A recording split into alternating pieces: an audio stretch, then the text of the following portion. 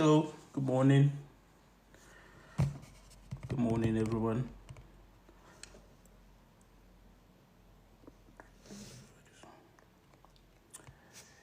Yeah, it's almost time. Shan, thanks, man. Yeah, appreciate. Think. Okay, so that means everyone can hear me clearly. So about 98 people signed up for this call. So I'm just going to wait a bit for them. We have 10, 10 of you guys on live. I think you need to like the live as much as possible. Tap on the live. Feel free to share the live with your friends too, so that they can also benefit from this value that you're about to get.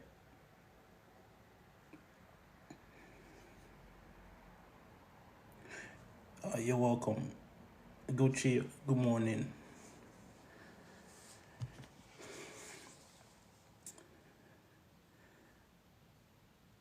And by the way, it's this is my first time going live on TikTok, so I'm not sure I know how it works like to the T, but I'm gonna try. So, yeah.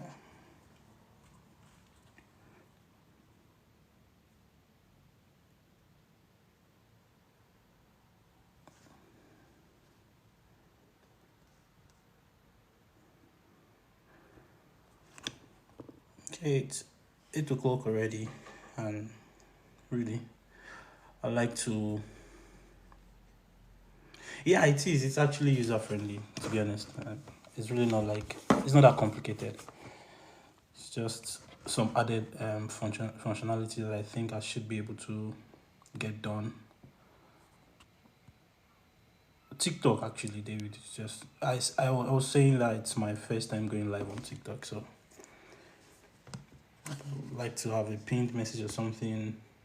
Maybe the message is gonna come from the setup I'd already done earlier, but that's okay. 16 people. I wouldn't know why people have not joined yet because the time was there. So I'm really just going to get started. So because I don't have any intention of staying here for more than 1 hour 30 minutes at most. So yeah, let's get right into it. I know that most of you guys joined this live because of my post about freelancing and essentially how to get started with freelancing. Please like these live videos as much as possible. I might not be able to come to tell you to like it. The more you like it, I think the more it gets um, recommended to others, right? The thing is, I don't want to have to do this over and over again a lot of times, right? I just want to get this over with because my content in itself is centered around data and at its core, right? But one of the things I've realized with a lot of people, especially people that are starting out in data, is the constant complaint about not getting jobs, right? The reality is that the job market is bad, and that's the truth. So the question now is, what are the other alternatives, right? So you have the freelancing route. Like I said, I started my career as a freelancer. I started to freelance in 2014. Yeah. So about 11 years ago, I started out as a freelancer officially, and I was using a platform called freelancer.com back then. And there were two other platforms, Elance and Odesk. So that was when I started. And I started off as a writer. I was writing articles, blog content. I have written well over 1,000 articles, if I'm not mistaken, over the over that period. Good morning, Ibrahim. So I'm going to run you guys through a little bit of my background, right? It was my second year in uni, and the reason why this story is important. So don't let it be like I'm boring you with my story, but this story is very very important. First of all, because there are some of you here that used to be like me. Right now, you probably be able to relate with my story, my background. That's one. Second of all, to get you started on the right path. I mean, this is not for everybody. Some people are already at that stage where they just want to grow. Some people they're just trying to start. So, and third of all, is to help you restructure your mindset about how these things work. And ultimately, which is finally, to tell you some of the tricks and insider details into how Upwork works. How have I been able to go from having zero jobs on Upwork, right, to making over $60,000 just on Upwork? Yeah, you probably see maybe 40K on my profile because there were other clients that I took outside of the platform, and I got paid outside of the platform essentially. So it was in my year two in school, right? I was in 200 level in school. I think that was in 2013, 2014. And my friends and I were having this conversation, right? And the conversation was that if my laptop should spoil today, am I able to afford another laptop using the money I made from my laptop? It was very strange because in my head, I started to ask that you people make money from laptops, how? So I didn't know how you would just have a laptop and make money from it. Right? It didn't make sense to me. But I had this friend, his name is Wale. Then I had another friend, his name is Dixon. And at different times they said the same thing. Wale said, this my laptop has made me 10 times the money I used to buy it. And at a different time entirely, Dixon was not there when Wale made that statement. Dixon also complained about his laptop and was like, oh, this laptop has tried. At least I've made 10x the money I used to buy it. And I looked at them and I'm like, how are you guys doing it? What are you guys doing? Then they said you can work online, you can render your services online and get paid. I'm like, what do I do? So back then, let me just be honest with you, I didn't have any skills that not that I didn't have any skills, but I didn't have any skill that I could monetize online, right? So then I asked Dixon back then, so what can I do? Then he asked me, I think I'll always ask most of you these things, especially when you come to my DM telling me, oh, I want to get started as a freelancer, I want to do this. And the question I will always ask you is, what can you do? Right? What can you do? So that was the same question I got asked. And Dixon was like, by the way, my name is Ife. Ife, what can you do? Then I told him, I can play the piano. That's another side of me that you people probably get to know later. I play the piano very well. And he was like, well, that's not bad. You can start to teach people piano online and get paid. But maybe because that was not what he did, so he wasn't so sure what I was going to do, how I was going to achieve that. But it was almost certain that it was something I could do to get paid. But since I didn't know how to go about it, I just went to meet him. See, Dixon, can you teach me how to write? No, I asked him, what's the thing I can learn in the quickest possible time, and I will start to make money with it. Then he said, you could learn to write, because it was writing back then. And I said, okay, can you teach me how to write? And he said, sure. So that particular semester break, so the way my school worked back then is that we have a very rigorous and a very constricted sectional periods where you do first semester, second semester, almost like within 5 months, right? With just maybe 1 week break between those two breaks. Then you then get this very long sectional break that will be like 3 months or even 4 months sometimes. So what I did was that between that 2 weeks break that we got between first semester and second semester, I I went to Dixon's place, right, to stay with him for 1 week. Now I was always going back home to my own place, but I was always going to his place to learn how to write. So the first day, he gave me a brief background of what writing was with a specific focus on article writing, why people would need writers, the framework of writing, introduction, body of the writing, and conclusion. Again, I'm sorry for boring you with this story, but there's somewhere I'm going to.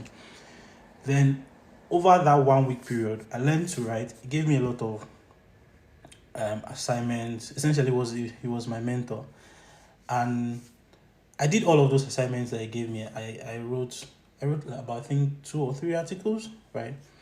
Then he showed me out to a platform called freelancer.com. Freelancer.com was where he used to work back then, and he made a lot of money. Right. In fact, at that particular point in time, he had a merch shirt that freelancer.com sent to him because it was part of their top rated freelancers. So I signed up on freelancer.com, and one of the things he taught me was how to bid for projects, how to reach out to clients whenever a project is up that I think I can do, how to write proposals and all those things. So I learned that, and about a week after then, I started to apply for my own writing jobs online.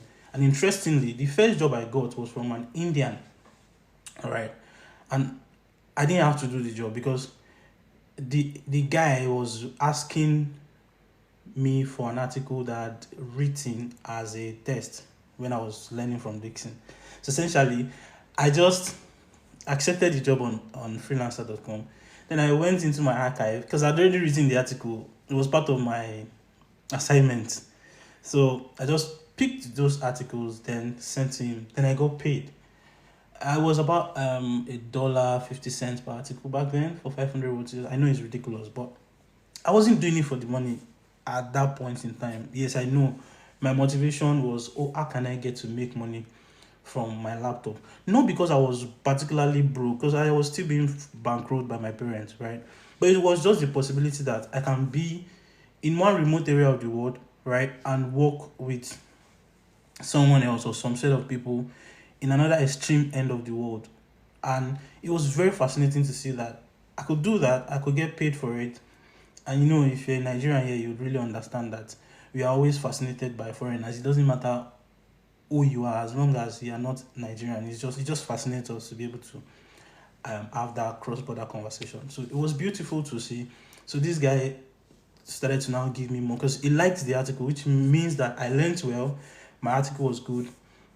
And then he started to send me more articles, and I was doing that for him. He was paying me. No, it was actually $1. Actually, it wasn't $1.50. So it was paying me all of those for 500 words. I was excited. I was spent back then. $1 to naira was around 165 naira per dollar. Yeah, I was excited doing all of this work. Then at some point, it started to become very, very overwhelming because I would take like 2 hours to write one article to get paid $1, which would translate to maybe, I would even spend the money even before finishing writing the article. Then I started to now apply for more jobs. Then I got this other job that was going to pay me $1 for 100 words. Remember, I was writing $1 for 500 words. Then a new guy came up. He's an Australian guy. So he offered to pay me $1 per 100 words. For that guy, I wrote about 70 articles. I can't remember, but it was quite lucrative. So as soon as I took up the second job, I told the first guy, "Hey, thank you for the opportunity to work with you.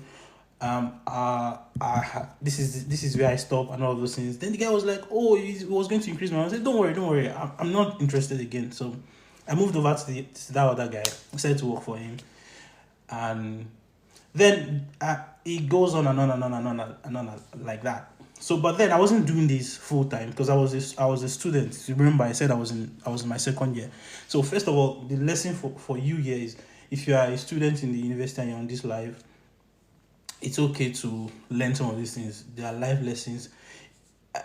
I didn't know that time that at some point in my life after school, I was going to do this full time, like big deal full time. That would be my job. So I I I would do all of these things during my sectional break. So whenever we have sectional break, so from 200 level crossing to 300 level, that 4 months, 3 to 4 months break, I would grind really hard, work on freelancer, write articles and all of those things, and then make a reasonable amount of money, not so much, and I'll go to school. So my first withdrawal, because it's one thing to be able to work online, it's another thing to be able to withdraw your money, because that was one of the early struggles that we had starting out as freelancers in Nigeria. Because yes, you've done this work, so how do you withdraw your money? We didn't have this much payment gateway like we have now. We didn't used to have all of those. So it was through this my mentor, was through Dixon. So what I would do was, all the money I made from in any specific period of time, I would then pretend like I'm giving Dixon a job, right? I would then pay him all of that money. Then he will, because he could withdraw the money, he will now withdraw the money. Then a lot of cuts and all. But my first withdrawal from online, and as I would like to put it, was 20,000 naira.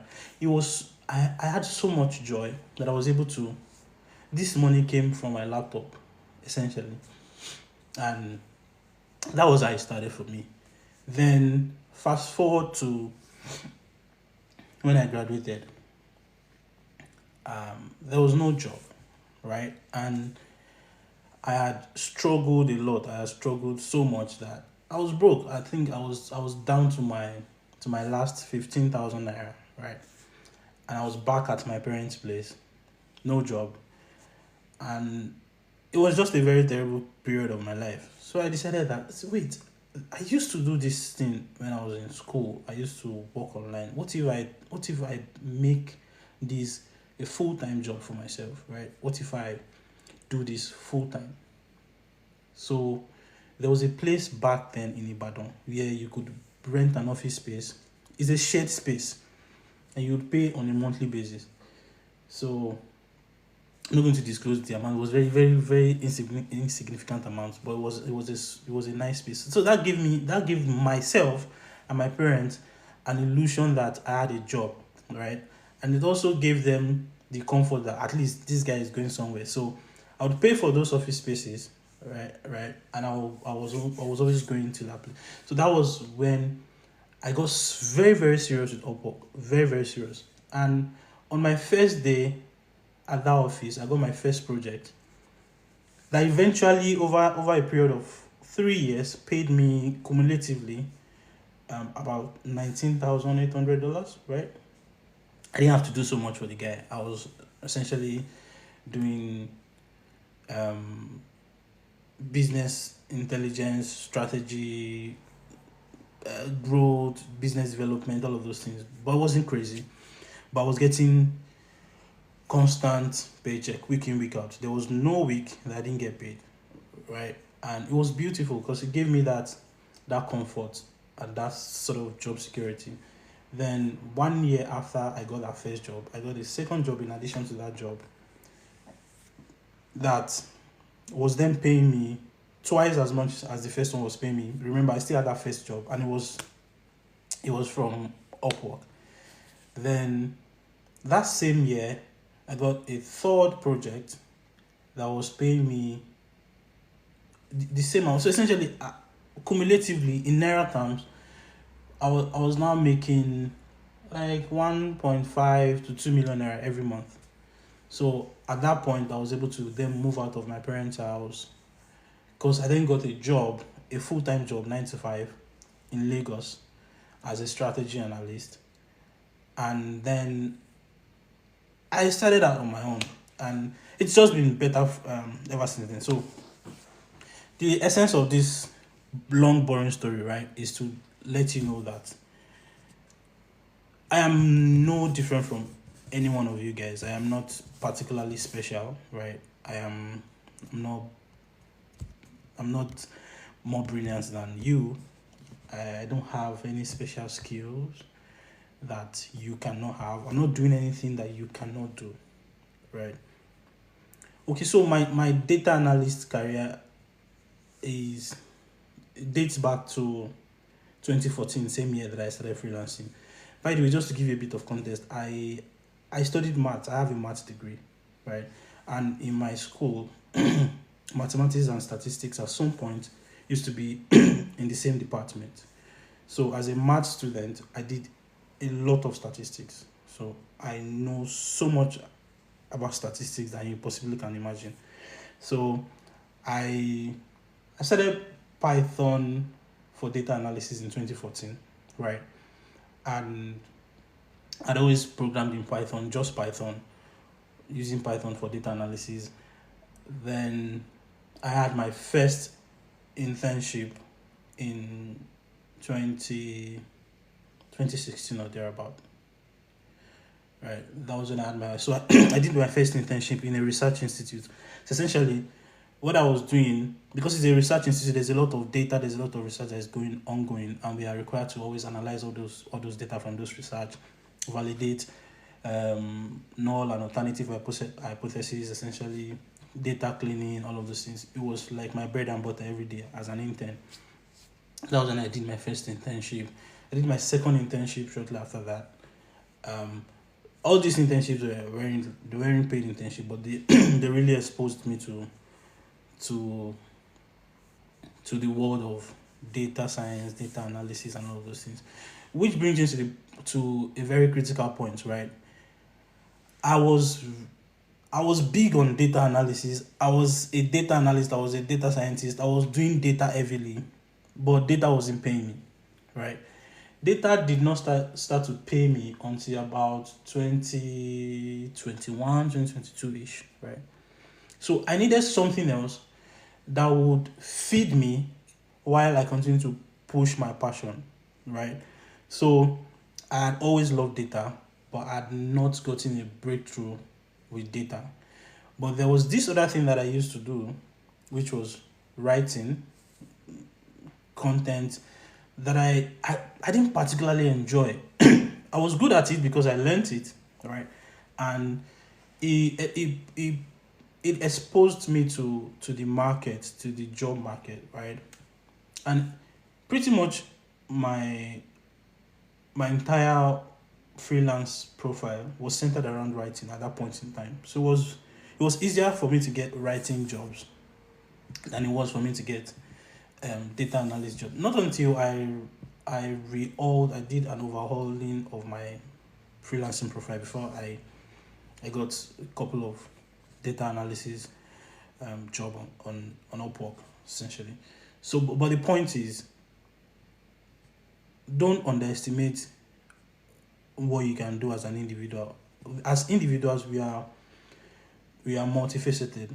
So, if I start to highlight the things I can do, the things I do, you'll be surprised, right?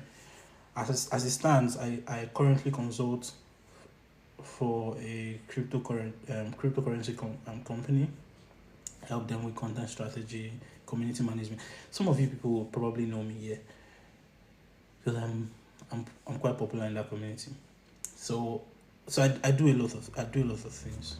You also can do a lot of things. So without let me not waste any much of your time. I had to run through this story just so that we can buy a little bit of time for people to join, because it's going to be very, very annoying and frustrating that after this conversation some people will then come and say and repeat the same questions, right? Which is not really going to help me, because or whatever it is I'm doing right now, it is my own way of giving back. And you need to understand that something is free does not mean it is cheap. This same conversation I'm having with you guys, as early as 2020, 2021, I would charge 50k. Yeah, I remember there was this masterclass I did, and I charged everyone that came for that masterclass 50k, and everyone paid. the point is, I'm so good at what I do that my manager at work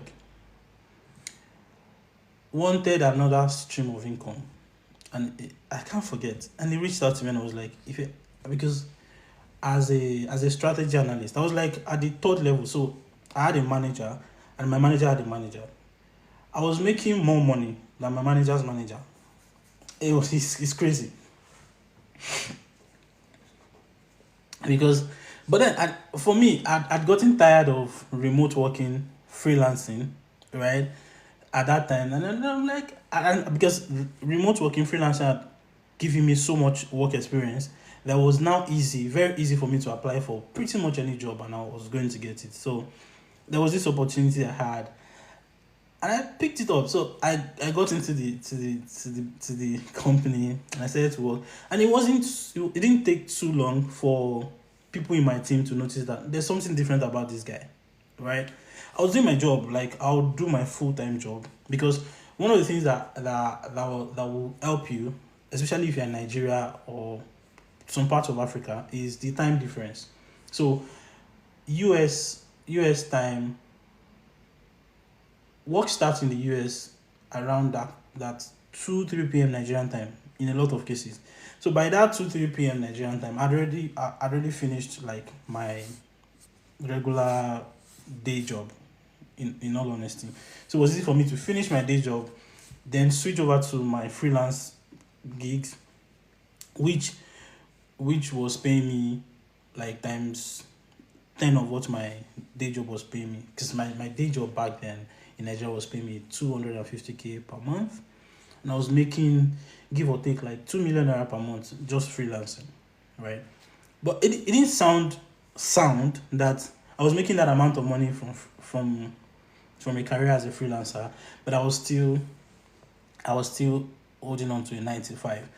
The reason is because I had gotten tired of being alone. My life was already getting boring. I was very antisocial, so I just needed that breathing space. I needed to go somewhere. I needed to have interaction with people, and so that was why I took up that job. So it didn't take too long for my line manager to figure out that there was more to me than my job with the company, right?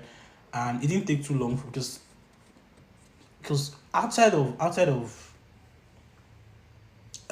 so this is it, because of the amount of experience that I've gotten working as a freelancer, and not just working as a freelancer, working with teams outside of Nigeria. There's a lot of things that you get exposed to. So my perspective when it comes to conversations, meetings, strategy sessions, they were always different. They were always outside of the regular thing that these people would get from other people. Do you get? So it was very easy for my line manager to say, "There's more to you. Can you tell me more about you?" And I know, don't do this if you have a 9 to 5 and you have a side hustle, don't do it. But I wasn't bothered because, I mean, if I didn't have the job didn't mean anything to me. I mean, from a financial standpoint, right? It didn't mean so much. So I was not scared of losing anything, because I worked for that company for almost 2 years.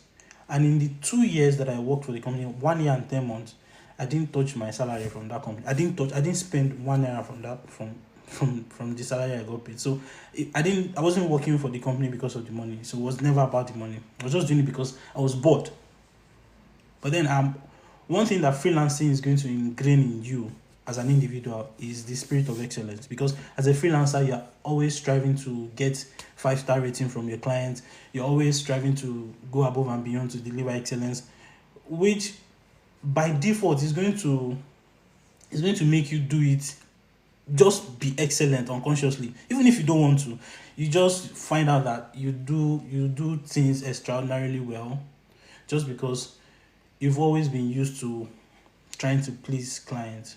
So for me, I'm thinking about life as a business owner. So that company was, to me, I see that company I was working with as one of my clients. So I was doing my best. So my line manager was, so they found out that I was a freelancer, right? Outside of my regular 9 to 5, and I didn't tell them I was making so much money. They figured that out themselves. And my line manager decided that really I should monetize my skill. I should also share my skill essentially. I'm like, ah, sure. So this man organized a team of PhDs, professors, because he also has other side also. He was a lecturer in Lagos Business School, right? And I had people, very senior people from Lagos Business School, pay heavily to attend a masterclass on how to become a freelancer essentially. So yeah, so the point is this is free, right? But it doesn't make it cheap, right? And just because I'm unable to mentor everybody from a very physical standpoint. I have limited amount of time. Right now, I'm not really heavy into freelancing anymore because I've left Nigeria. I left Nigeria about a year ago, right? I have a full-time job here, a very lucrative one at that. Um, so I was just thinking about it one random day and like how do I then give back to the community? That was what inspired um me doing content around data and the complaint about not having a job, having to have gone through different, tutorials, different boot camps and all those things. And then you then go to compete heavily in the job market. So I started to think about you can diversify your job search, right? You can think about freelancing while you are trying to still do so there are lots of ways you can diversify. A lot of jobs will come through referrals, right? A lot of jobs will come through freelancing. Then at some point probably will get lucky and get your first 9 to 5. But you don't have to necessarily wait for a 9 to 5, right? You can always think of yourself as a business owner. In fact, you can start your own company as a freelance data analyst or service provider. The point is, you then need to now look for different ways to get projects, to get gigs, and all those things. So without any delay, I'm going to get right into Upwork specifically. Now, there are lots of freelance websites, right? No, you're not late, Phoenix. I was just telling my story. So there are lots of platforms where you can get a lot of jobs from. I have used quite a number of them. I have made. Let me open my freelancer.com.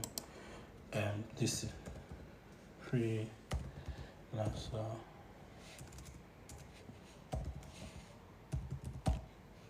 Freelancer.com. So let me see if I can. Hey, I'm coming on. Can I flip my camera? Okay, I can. Yes. So this was the first platform that I used. Let me log in. Give me.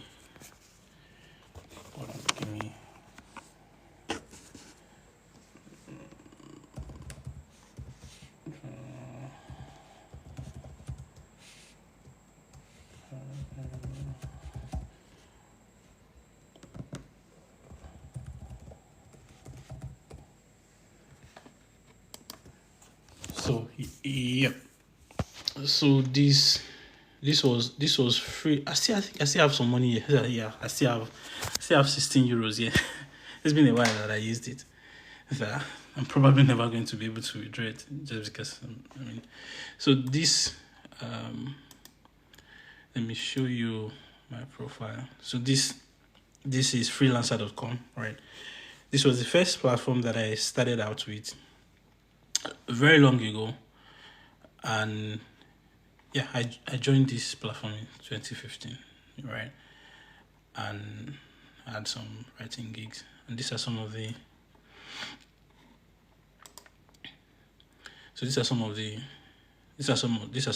jobs that I did on this platform, right? And yeah, as much as I wouldn't particularly recommend this particular platform because it's not so lucrative. The pay here is not great. So you get a lot of jobs here, but it's mostly dominated by Indians. So the pay is not excellent. So I would not really say you should, but if you want to, it's not bad. You can have it as one of the many options, right? You can set up an account with freelancer.com, but one thing you definitely struggle with on this particular platform is withdrawing your money. Not because you can't withdraw your money, but because the withdrawal method is not. The withdrawal methods are limited. One, number two is that the limits you have on the amount you can withdraw is very, very high. I think the minimum you can withdraw is $50. So say you've made $30 and somehow maybe you need money and you want to withdraw. So let's say I want to do PayPal, for example. The minimum I'll be able to withdraw is $50, right? So, and here is Upwork. Let me show you my profile on Upwork. So I just need to show you how this works, and just essentially show you what's possible. So this is my profile on Upwork. I've not done so much job. One thing about me is, which I think you should learn, is having the right strategy, right? So for me, my strategy is centered around long-term projects. So I'd rather go for a project that I will be on for 6 months to 1 year, that will pay me consistently, right, than scrapping $10, $20 here and there, right? So if you see, this particular project paid me $18,000, right? There's this particular project here that has paid me $20,000, right? I have another project outside of Upwork here that has paid me right about that $20,000 plus ish. So once you get your strategy right, I will tell you to do as I do, right? Go for the long-term strategy. Get jobs, long-term projects. So let me not waste any more time. So on Upwork, right, there are two types of jobs. There are several ways you can get jobs from Upwork, but let me start with the types of jobs you have on Upwork. We have fixed projects. Actually, we have 3 types of jobs, but the third one is, by the way, we have fixed projects and we have hourly projects, right? Fixed projects are always, in a lot of cases, fixed projects are short-term projects, right? Where a client posts a project on Upwork and says, I have this budget, $100, help me do this. So it's usually one-off. So for fixed projects, let me find work. I'll show you an example. So for fixed project, perfect example. I have a perfect example here. So fixed project always look like this. So you see a project landing page, sales funnel specialist, right? Then you see a budget associated with that project. My hand is shaking. Sorry. I have a stand. Let me see. So this is an example of a fixed project, right? It has a fixed price and the budget. So you would know that this is probably a very short-term project, and it's just usually a one-off project, right? Then the second type of project we have is the hourly project. So you see, hourly projects would have associated more with long-term, a more long period of work, has more longevity. So, but then the clients would have the option to set the duration of the project. So some people will say 1 to 3 months, 3 to 6 months, and the like for the hourly project. So I'll show you an example. This is still a fixed project. You can see the budget is $200. Now this is hourly project. Now for hourly project, a client will be required to specify a pay range per hour. So some people will tell you they want to pay between $5 to $10 per hour, depending on the complexity of the project they are putting out. So you can see projects that will even pay you up to $150 per hour actually. So now for this hourly project, you will see that there's going to be a duration. You see, the duration here is 3 to 6 months, right? And you'll be required to specify the number of hours per week. So this particular client is looking for someone to do this, right? And is willing to pay between this price, this amount, and this amount, depending on your skill level and experience. And they are looking to have you with work for them for a period of 3 to 6 months, and you would not work more than 30 hours a week. So say you get this project that is paying you $10 per hour, for example, and you're working 20 hours a week, right? You are guaranteed to a large extent that you would make 20 times 10, that's $200 every week. And that translates to about $800 every month. And that can go on for a pretty decent amount of time. So those are the two types of projects. Then we have a third type of project, which is the third type of way you can get job on Upwork is through setting up gigs. So you package your service offering in a gig format like Fiverr, then you put it on your profile. Then anyone can come to your profile and buy that package. So essentially, they are paying you to render a service for whatever condition that you specified. So the package, your service, you might have packaged your service to say, oh, I'll do this for you within this period of time and this period of time. This is the amount of money I'm expecting to get paid for all of this. So you just sort of package all of that in one project, and people can come and buy that gig. So now, the difference between these three types of three channels of getting jobs on Upwork is that the first two will require that you actively go out there to look for this job. So these clients will not really come and meet me and give me this job. So I'll be required to, if I'm interested in this project, I'll be required to send a proposal, write a bid, go through a rigorous process to get these jobs, right? Then the third one, you don't need to do anything, just wait, but you can wait forever if your profile is not optimized. You don't need to do anything, you just need to wait, and people would come and buy it. So those are the primary ways to get any kind of job on Upwork. Now, let's go into the common mistakes people make and the ways that I've been able to, I won't say circumvent, but I've been able to crack this over the years. And essentially it is, how do you mess up your chances of getting any job, right? So a lot of times when you see a project, let me see if I can find a good example here.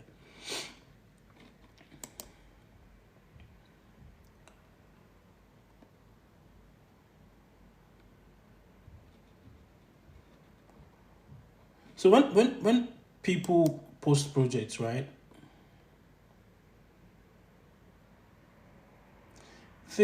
So let me show you this. So this is an example of a very, very lengthy project description. Now imagine a lot of people, what they do is they have like a template that they've prepared somewhere. I'm not saying having a template is bad. But a lot of people have some kind of template that they prepare somewhere, and all they read is this heading. And if this looks like what they can do, they go straight right ahead to grab the templates that they prepared, copy it, and apply for this job. Meanwhile, reading through this project description, you might end up seeing some very, very important information here that this one didn't even put anything like that. So some of them, a lot of them would put something in the project description and tell you to start your proposal with that particular keyword. And if you've not taken your time to read through the project description, you will just go right ahead to send proposal and no one will see your proposal. So How then do you write a winning proposal? I don't want to waste so much time. Let me just get right into proposal conversations. So now I've been able to work from both end of the spectrum. So I've been a freelancer myself on Upwork, and I've also been able to hire people on Upwork. So to a large extent, I know what clients see when they post projects and you come to apply for the project. You see, for every proposal you write, the first two lines of your proposal is the most important part of the proposal. I won't say it's the most important part, but whatever it is you are putting in your first two lines of your proposal, right, should be good enough to make someone want to learn more. Let me see if I can show you from client side.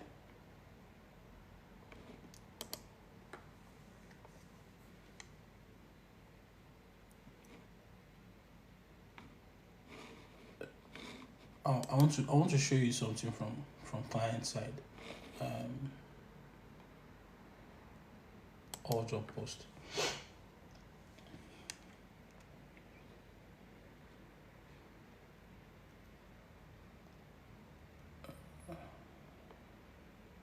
So let me show you this.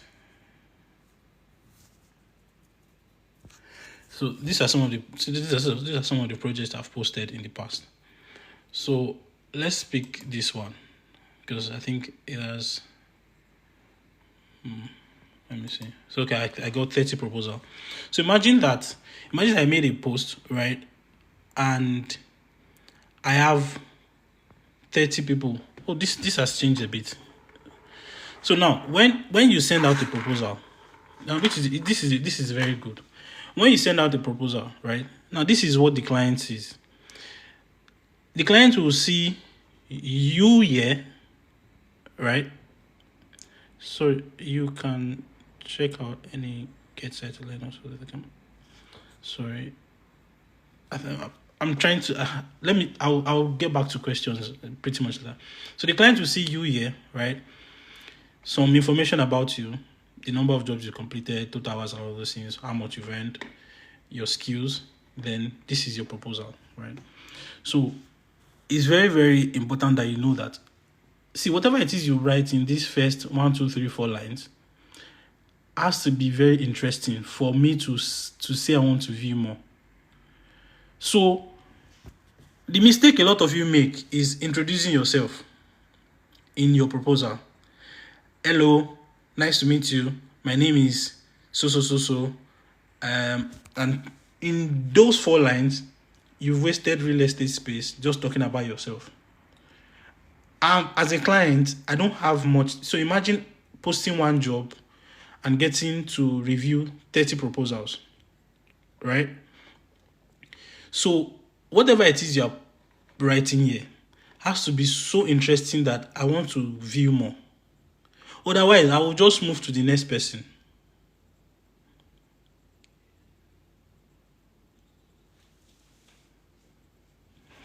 So let me give you an example. So let's take this particular proposal, for example.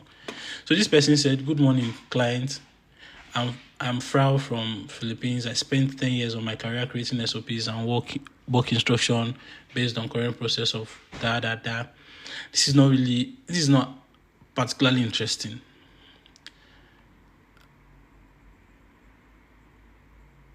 So as a client, you see a lot of very, very funny proposal and the way people write, right?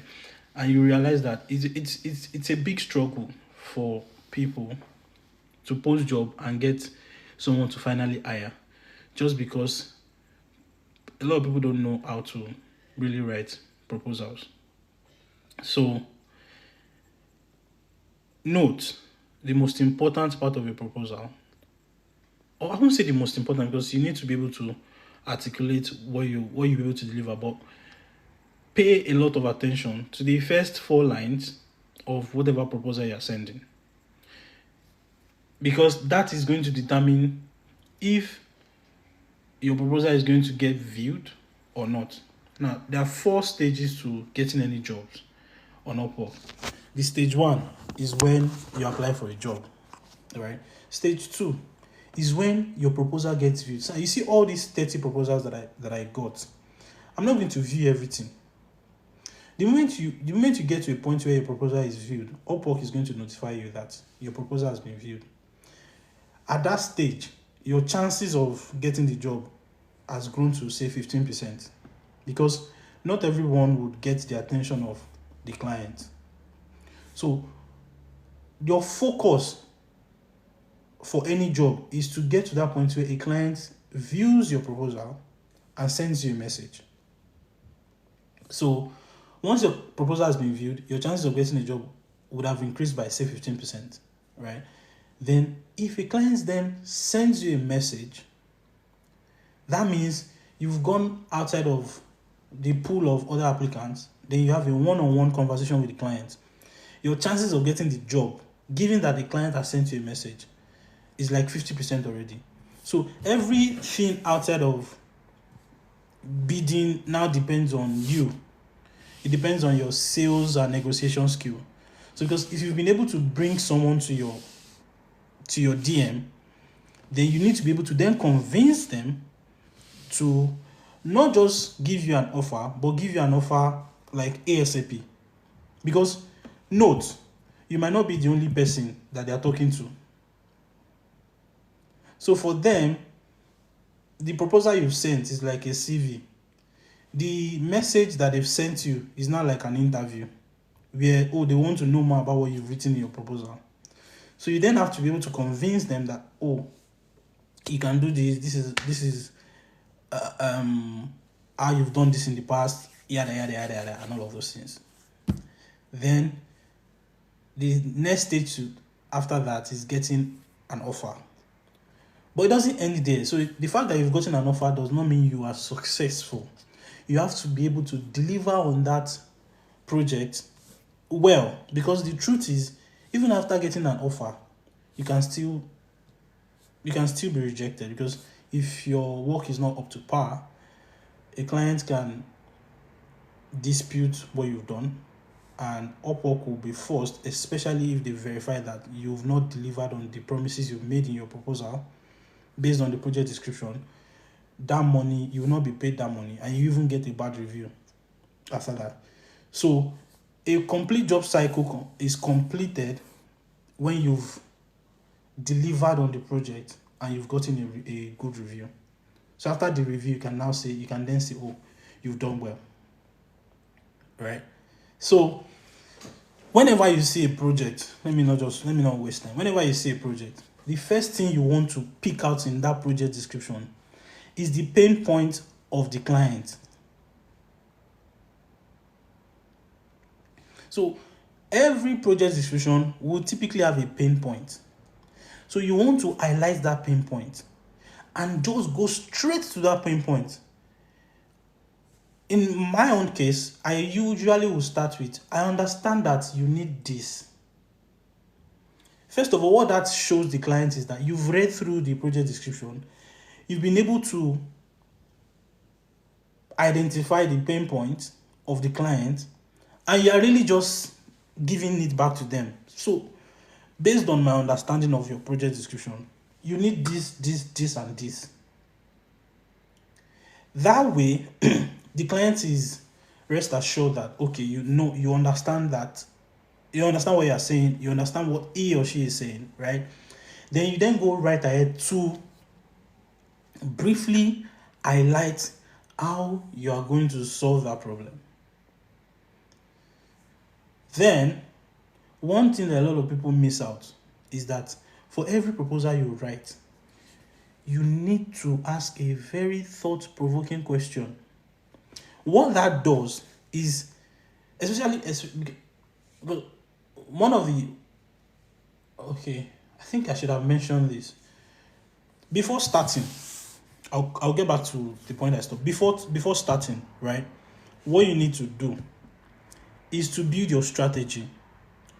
First of all, forget outside of this is the service I want to render, this is what I'm doing, and all those things. You need to now sit down and think about a right strategy for you, which is where do I want to get audience from? Where do I want to get clients from? Are you focused on, do you want to focus on the general audience? For example, me, I don't work with any clients from Africa. Not because there's anything bad with working with any client from Africa. It's because most African countries are third world countries. So working with an African is not it's not going to be so lucrative for me. Do you get? So my own strategy is,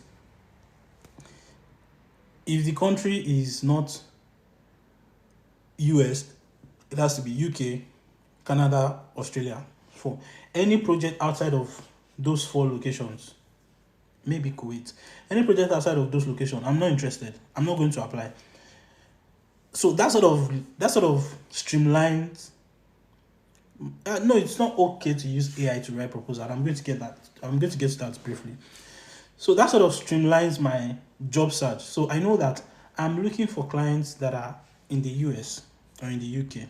First of all, because of timing factor, because I get to work in the afternoon in Nigerian time. I have my morning to do whatever it is I want to do whatever Nigerian business I want to do. Second of all, because I know that, see, the monies. Hold on, someone said it. Hold on, so sorry. So the monies that that don't really mean so much to people in the US is a big deal to me, being in Nigeria. Right? So, but someone in Ghana, for example, or someone in Nigeria, if they pay me 10K, to them, they've paid me a lot of money. Right? But for someone in the US, it's very easy for them to pay me $100, $200 for a job well done. So I'd rather go for someone in the US than someone in Africa.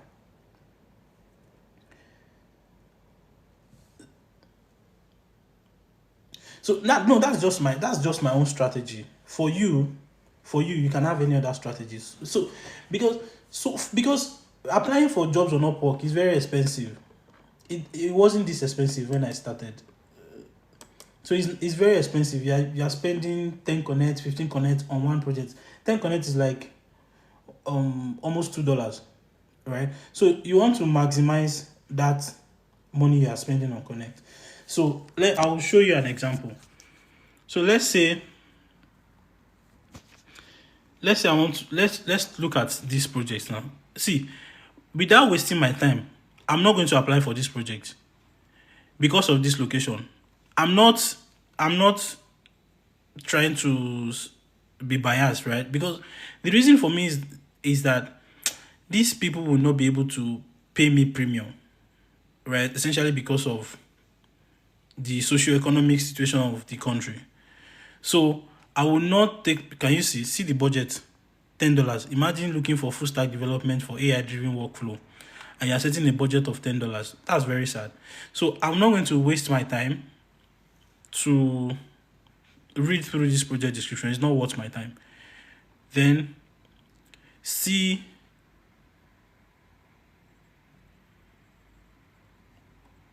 Let me go to. I don't even know this location. Sri Lanka.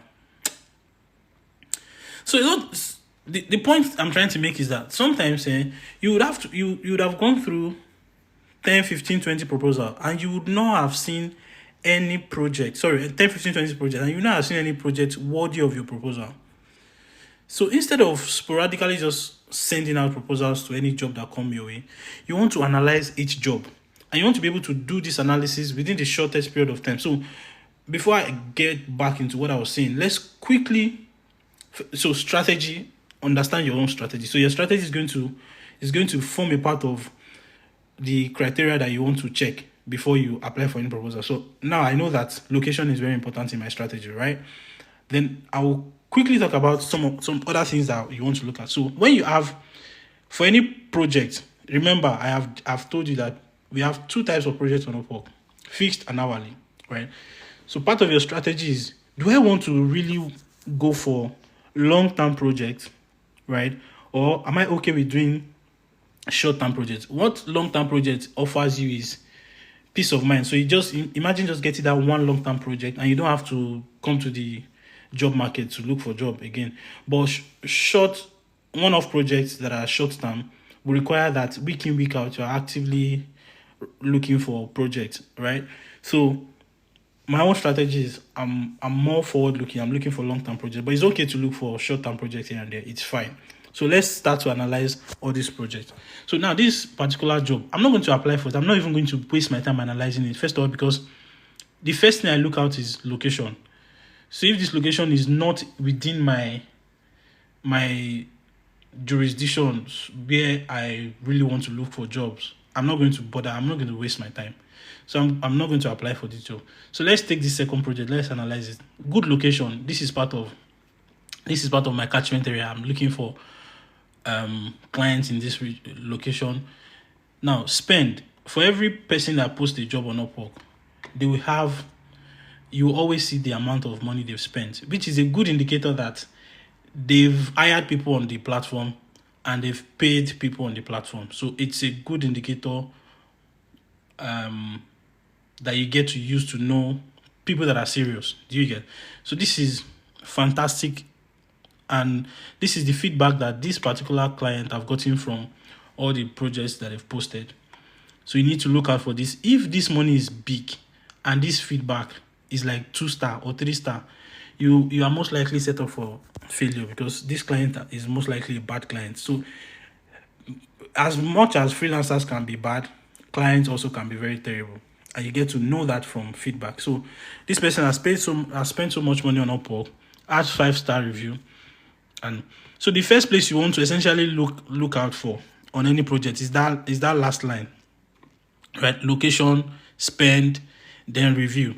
Then you want to see, obviously, if a client has spent any form of money, their payment is going to be verified. So if a payment method has not been verified, this is not a hard-coded rule. In some cases, it's not always. You should not always use that as a yardstick, but it's a very, very good indicator. If someone has posted a job and their payment method is not verified, then it's like 50-50, right? It can go anyways. There are some clients that are very serious and it's their first project that they are posting, so you may not be able to tell using this particular indicator, right? But in most cases, it can be that they are not serious, right? Or because they are probably new on the platform, they may not know their way around the platform as such. So I've had situations where I've had to teach a lot of clients what to do on the platform. Oh, this is how you do, this is how you do it. So if you're okay doing that, if you know your way around the platform, you can give it a try. But connects are so expensive that I really want to just go for people that I know that they know their onions, and I don't want to waste my time. So that's another indicator. Then most of you, right, you join a very long queue, and you get to know that here, because see, the moment this proposal, the moment it is more than 5, and the moment you see between 5 and 10, I don't care how brilliant your idea or what you want to offer can be. Believe me, you most likely be competing with a pool of other brilliant people. So in as much as you want to send out quality proposal, right, you also want to do that on time. Right? So I've analyzed all these things. These metrics are good. And if this proposal is more than 5, I will not apply. But this looks like a good metric, because less than 5 people are competing for this job. So which means that my chances of getting seen by this particular person is relatively higher, right? If I send a proposal right now, then and you have to be able to do this. All of this analysis I've done, you have to be able to do it within split seconds. Like literally within 1 second, you have to be able to look at all of these 4 things and conclude and decide on the spot if this is a good project to go for. Literally 1 second. So it is after this I then go to read the project description, because the truth is, if any of these metrics fails, right, there's no point reading this project description. It's just going to be a waste of my time, a waste of my energy, and a waste of my money ultimately, right? So is this a project I can do? So if this is a project I can do, then I then look at it based on my own strategy. Is it a fixed project or an hourly project? If it is a fixed project, I can consider it if all the metrics, if all the odds are in my favor. I can consider it to do like one of, because I've done quite a number of one-off projects if I really just want to do that. But if I want to go strictly by my own strategy, even if all of these metrics checks out, all indicators look good, project description looks fantastic, but this is a one-off project, I might not be really inclined to applying, just because I don't want to apply now and have to be in a situation where I have to come back to apply for project again. All right, so I might not really do this. So let's go to the next one. So this third project, this person is looking for a data analyst, BI expert to automate analytics report. So let's quickly do the analysis. In 1 second, based on what I've said, you can already analyze if this is for me or this is not for me, right? This location is giving it off. I mean, I don't know this location. I don't know what it is like. The project itself looks good, but I'm not sure that I'm going to get value for my energy and effort going by where this, when did you say? Oh, interest. So what I said about metrics is that you have to be able to quickly analyze all these things. So whenever you see any project, the first places you go to is the last line of that particular interface, and quickly, based on your own, interestingly, you don't have to, you should have your own strategy, right? I have my own strategy, and I'm really, this conversation is really based on my own strategy, right? So if you have your own strategy, which locations are you looking for client from? If this location fits into that particular location, then good. Now, this is a good indicator. 10K spent, this person has spent a reasonable amount of money on Upwork. Good indicator. This 5-star review means that almost every person that has worked with this particular client has something good to say about them, right? Then, of course, because they spent an amount of money on Upwork, their payment method is verified. This project has less than 5 proposals. All indicators look good. For me, it's a one-off project, which is not bad, honestly, but it's not really in line with my strategy, just because I want to go for long-term projects. But in your own case, this can be something you want to do. One-off project here, I want to do it, right? Before I then read this project description. So let's assume that I really am fascinated about this project. This project is a goal for me. I want to do it. I can then click on the project. This is where I'll now be able to apply for the project. So now, be informed, right, that the fact that everything checks out here from your own end does not mean it will check out from the client's end, because some clients will specify the location where they want to hire people from. So just like you are building your own strategy, right? Which is why it is very important to build your strategy. I mean, location-wise and every other thing. The reason for that is because clients too have their own specification. They have their own strategies. They have their own places where they want to hire people from. So you should also be able to have your own strategy, have your own places where you want to work for. So in some cases, when you open a project, you then need to read through to see if there's any special requirement. So in this case, this person has not set any special requirement, right? So some clients would put a minimum amount you've earned. Some of them will say only people who have earned above $1,000 can apply for this job. Some of them will say only people from this location or this location or this location can apply for this job. So if those requirements are already specified here, right, and you don't meet them and you still use StrongHead to go and apply for the job, you cannot complain that they did not employ you just because they've set special requirements. So in this particular case, there's no special requirements. This So this person is not interviewing anybody yet. He has not invited anybody yet. He doesn't have any unanswered interview. So this looks like a really nice project that you can go for, given these metrics. But obviously, the money is not really great. But if you're a beginner, if you're just starting out, it's not bad, because you have to be willing to do a lot of things almost for free just to get your first project, just to get your first gig, right?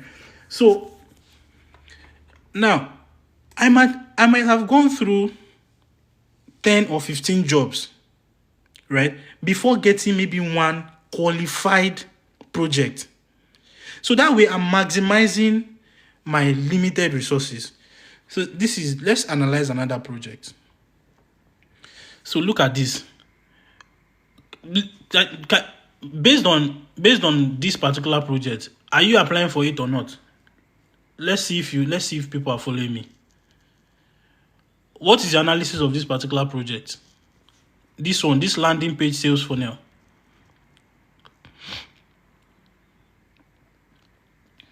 Awesome. But do you know, Ojima, how is it 50-50?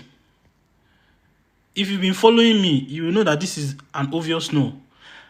Because see, first, I don't know, it depends on you, right? First of all, the location is not within my catchment area. This location, I really don't want to work for anyone in this location. This person has not spent any money. This person is probably a newbie, or they are just testing out the platform. No review. Yes, their payment method has been verified, but it's not just this for me, right? So what about this one? Expert graph data analyst needed for data insights project.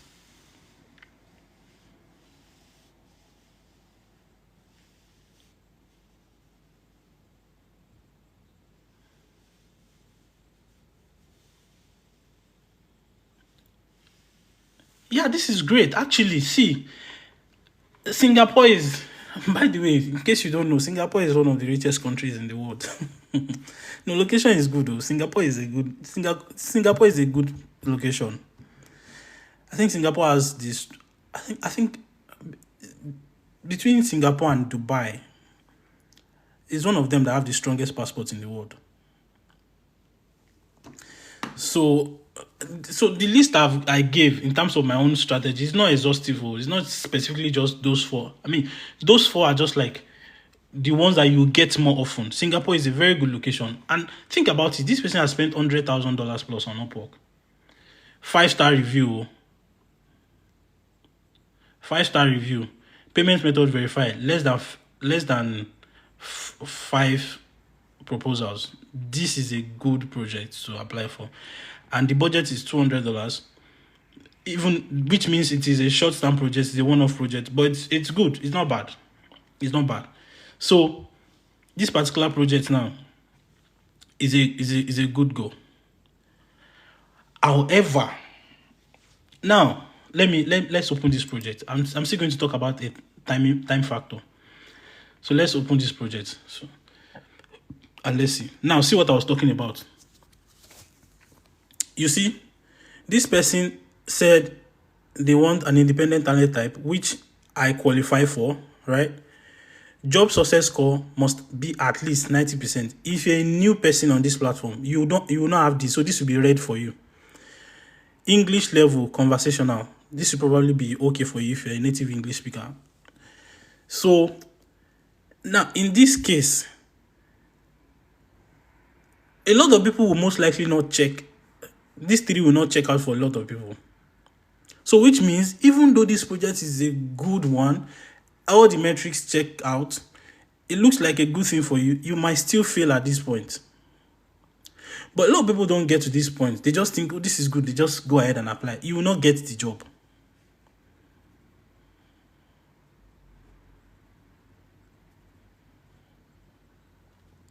So it's not just enough, right? To see a project here and think this project is good and just go straight into applying for the project.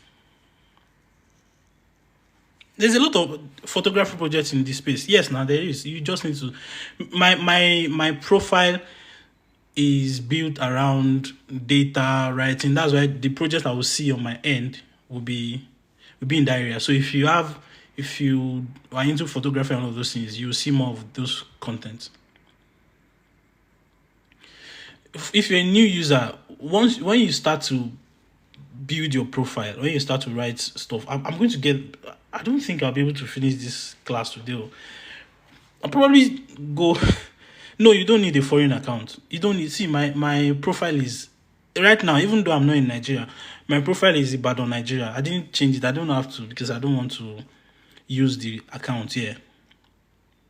Yes, this is Upwork. Is in dark mode. If you don't like dark mode, I can change it to light mode. Yeah, I'll talk about setting up your profile. I'll definitely talk about it. It's probably what I'm just first of all just walking you through how to analyze projects, because I think that's where a lot of people fail. You don't analyze projects properly. You just think that once you see a project, there are things you need to look out for. So it's not every. I mean, yeah, we'll get to how to write proper proposal. But even before you get to that point where you want to write proposal, because see, the truth is you can write a very sweet proposal, right? You can write a very good proposal, but you can write it for the wrong job. That's one. You can write it for the right job at the wrong time. That's two. So it's not just there are lots of things you need to put into consideration. Let's analyze one more project before I now talk about timing. So this is another project, right? Are you applying for this project? Yes or no? Let me know. This one, this out system lead. Awesome. First of all, I think people are already getting it. Now, I hope I just want to get a quick feedback. I hope you are seeing some of the mistakes that you've been making, which is why you've been wasting money, and it's looking like you're not getting results. So I'm not going to apply for this. Not because there's no rating. Even if this rating is excellent, I will not apply you. Because this country, they've showed me shege. This particular location, I've seen shege. So that is another thing. Even if all these things check out, if this location does not check out for me, I will not apply. So let's look at this one. So this one, are you going to apply or not? Let's see. Is this a good project based on our analysis?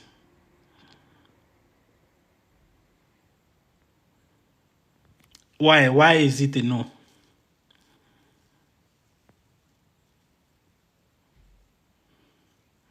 Why? There's a specific reason why it is a no. Why is it a no? Yeah. So there are quite a number of reasons why it's a no.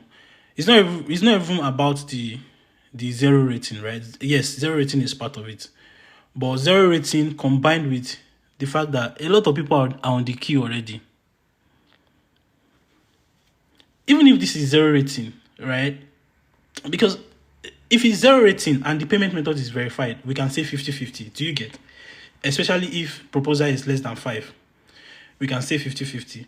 Like I said, zero rating is not really a thing. It could be an indicator that this client is new. Do you get? So if someone is new, you don't expect someone that is new to have review from nowhere. The review has to come from somebody first, right? So, but specifically for me, it's because a lot of people are already on the queue, right? Now, what if I told you that, I know this will shock you, but what if I told you that all the projects that we've analyzed since, what if I told you that I will not apply for any of them? Would you believe?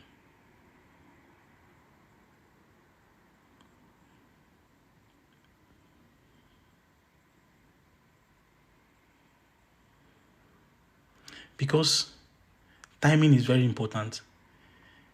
If a project was posted 1 hour ago, the probability that that client is on their laptop or on their phone checking that project is almost not there. They've probably posted the project and they've probably gone.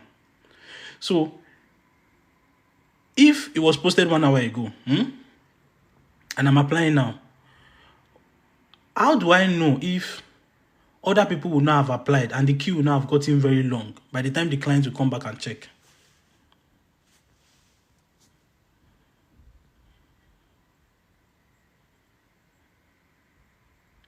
Which is why you need to download Upwork app on your phone. So outside of downloading Upwork app, one of the things you want to check, let's go back up. So you want to make sure that any project you're applying for, they are recently posted projects. I'm not saying projects that have been posted 1 hour long time ago. I'm not saying you don't have a chance, but the chances, we are working with strategy here. Do you get? So if you put all the right strategies in place, you will move your success rate on Upwork from 0% to like 30%.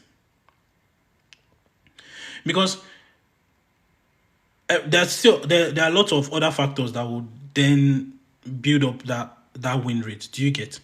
But getting the right strategy from the foundation literally just increases your chances by like 20 to 30%.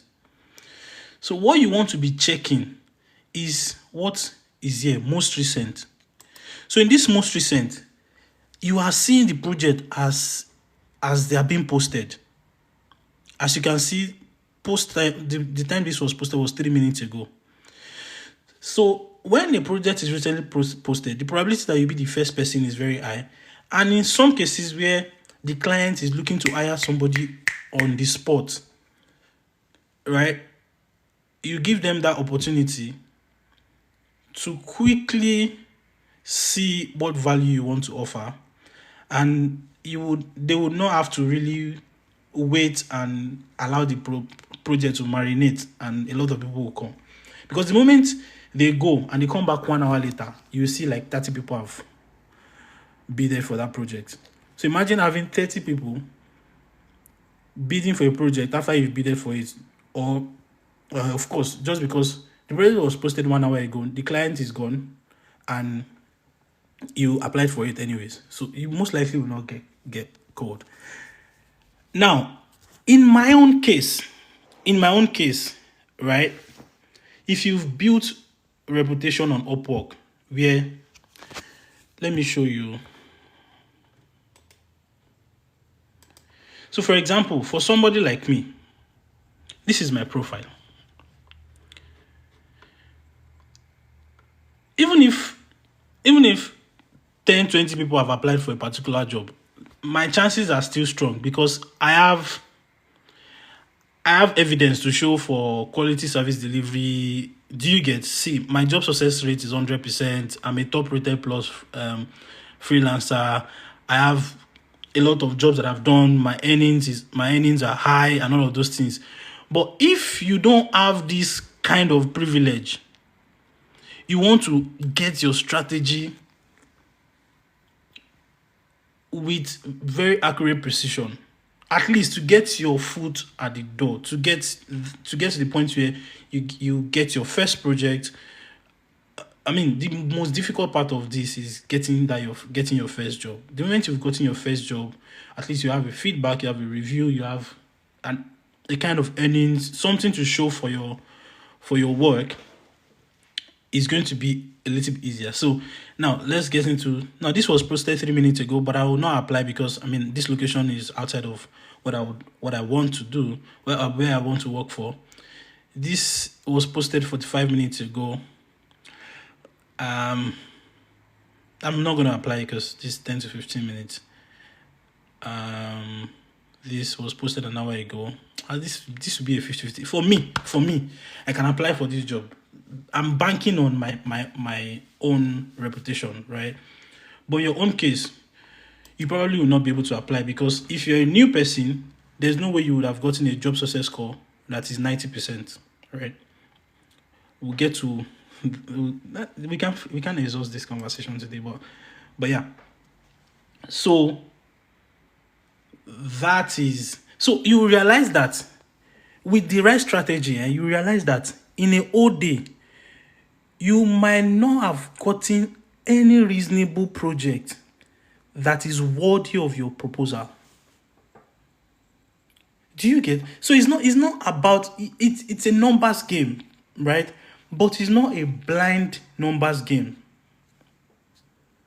So you're not playing the numbers games blindly. So some days, you will spend morning to night and you will not have gotten any qualified lead or any qualified project that you want to really apply for. So when you are sending out proposal, you want to make sure that the jobs that you are sending out this proposal for, they are jobs that you are likely going to get. The problem with most people, and I've seen this over and over again, is because they apply for jobs that they don't stand any chance at getting. No, this strategy is not only for Upwork. It works across almost all these freelance, except for Fiverr, where you have to set up gigs, right, and wait for people to come to you. Any freelance website where you are required to bid for projects. I'm using Upwork because Upwork is very popular. I've used a couple of other freelance platforms, but Upwork is very popular, although competitive, but it works. It works.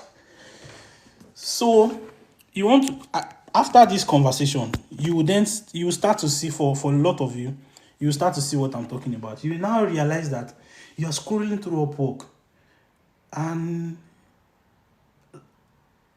most of the projects you would impulsively apply for, be like, no, I cannot apply for this, I cannot apply. Then you now realize that you are taking your time because you are being strategic. So it's not really about the number of proposals you send out. You can send 100 proposals that are very, very useless, and you can send one good proposal. One. I promise you, as soon as I decided I wanted to go back into freelancing full time, right? The first proposal I wrote, I got the job. Just the first one. But did I get that project the first time I entered the app? No. It took me. I took my time. Location. Yes. So the answer to that is yes and no. So for me, because I think it's also, yes, location matters, and no, it doesn't. Yes, because the way we've analyzed different locations now, right? That's the same way some other clients have analyzed a lot of locations. So, for example, some people believe that talents in Nigeria, for example, they are cheap.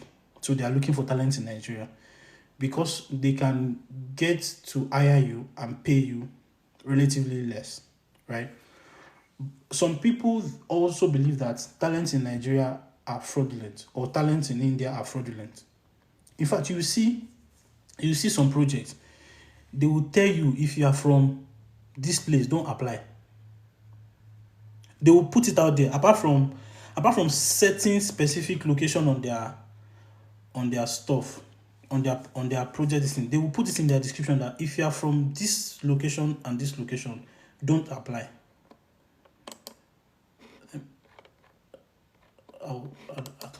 I don't know. I'm trying to see if I can see any project like that.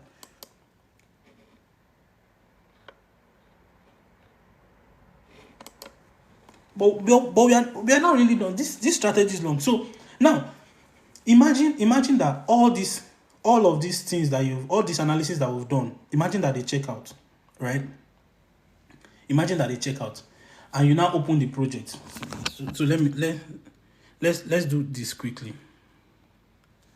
So look at this project, for example. Let's assume that let's assume that we are using this project. We want to, let's assume this not we will not typically apply for this project, but let's assume we want to apply and everything checks out. It was posted recently and the location is good. Da da da da da da da. So if you open this project and you scroll, and you now see that this client is already interviewing 4 people, that's already a red flag. You don't need to waste your connect. Even if everything looks good from not just interviewing, right? If this client has invited plenty people, I will talk about invites shortly. But if this client has invited plenty people or they are interviewing people already, don't stress yourself. Now, which will then bring me to talks about invite. So you will get to a point, right, where you've built a reputation on Upwork, right, where you will most likely be skipping all these queues, all these proposal queues, and that is like where I'm currently at, right, where you just need to be there and you just get email. Someone has invited you to their project, just because at that point it is your reputation that is speaking for you.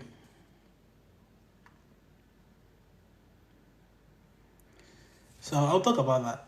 We'll probably need to have another session tomorrow. So you get, when you've gotten to a certain point on Upwork where you deliver quality time and time again, is it possible to get internship on Upwork? No, I don't know. There are different kinds of projects on Upwork, so I wouldn't know. I've not come across that kind of stuff. So that when you get to that point, you get random invite, then you are now the one that will say, I'm not interested, or I'm interested. In my case, sometimes when you get an invite, for example, in my case, if I don't want to do the job just because maybe I don't have the time to do it, or maybe because I can't do it, they then give me an option to refer someone. Do I know any freelancer that I can refer for the project? So, which is an extended functionality that I'll probably talk about later. So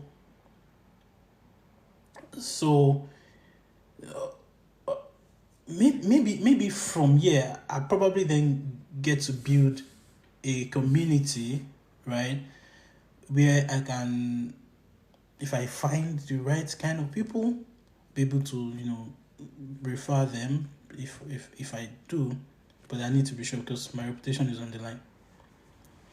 But if you are completely new, there's one. It's not a spoken strategy. So it's also one of the things that I've done to help a lot of people in the past, right? Is so someone say someone is new, for example, and one of the things I do to help people that I've mentored in the past is giving them their first job on Upwork. So it's going to be a job from me to them. I'll pay them for the job and I'll give them review for the job. So that immediately sets them up for success. So now you have your first job, you have your first review, you have your first money on Upwork. But I'm not going to do this for everybody or any random person. I have to you have to be in my corner for me to be able to do that for you. So that's one of the things. There was this let me look for the guy just so that. So after that, I'm going to talk about how to set up your profile briefly. We can then get into the nitty-gritties. But let me pull out a guy.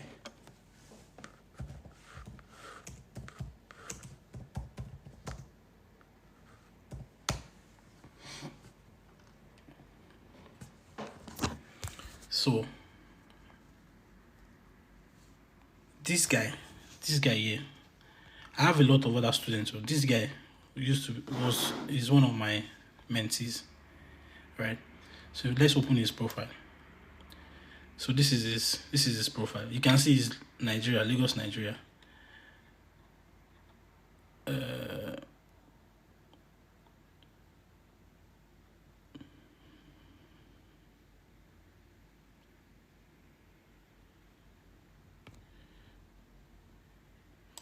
Let's see.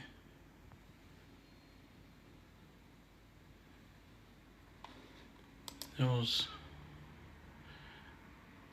Let me look at it from my own back end.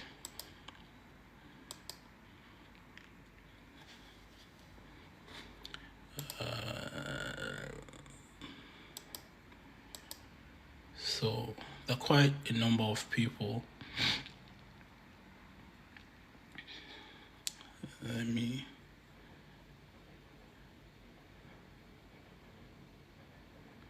Ooh, see this guy here.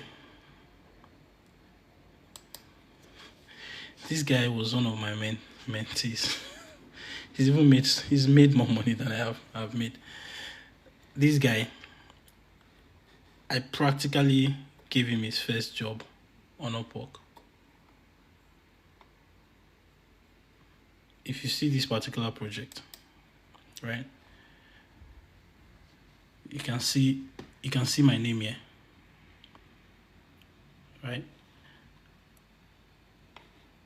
So what I did was give him his first project, paid him. In fact, I did that for like 2 projects. But now, yes, he's rich. He's earned $90,000 plus, charging $80 per hour, doing good.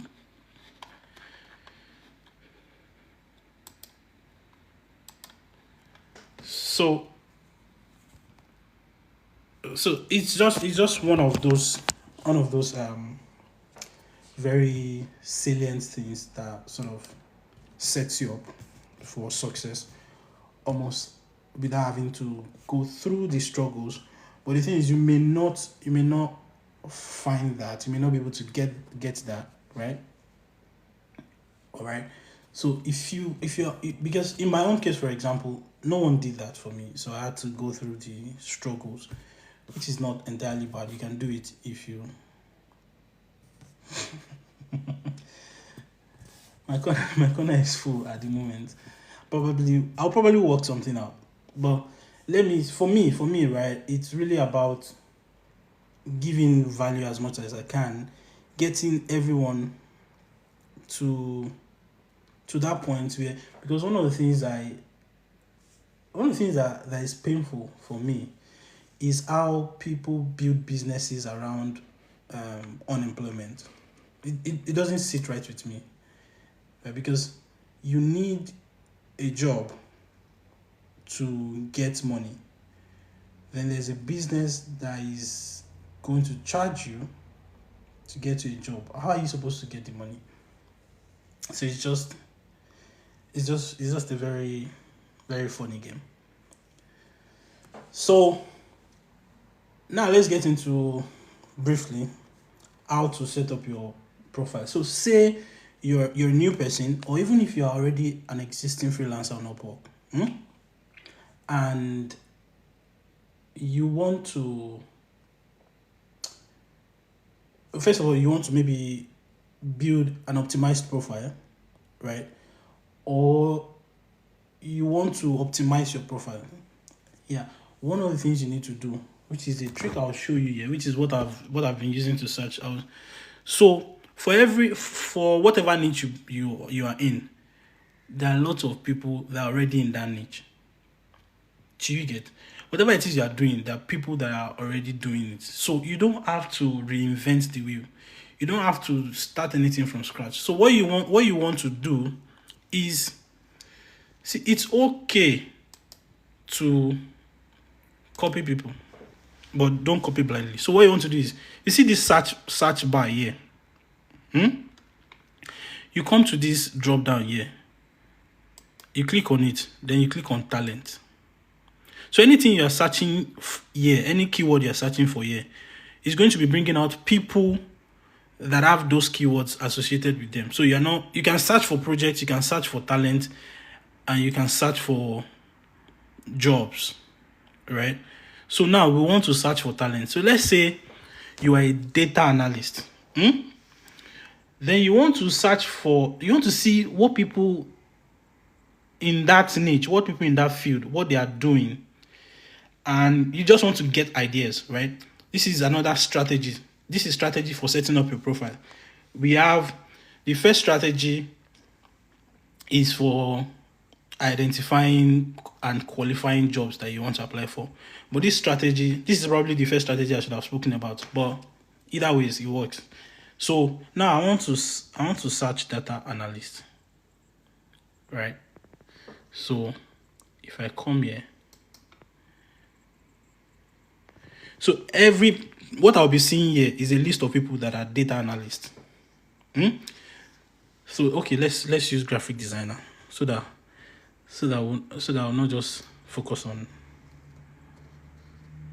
even writing, even virtual assistant, data entry, anything you can think of. There are people. Oh yeah, let's vote. What should we search for? I mean, it's the same thing. Anything you choose to do is the same thing. You should use video editor, data analyst. Okay.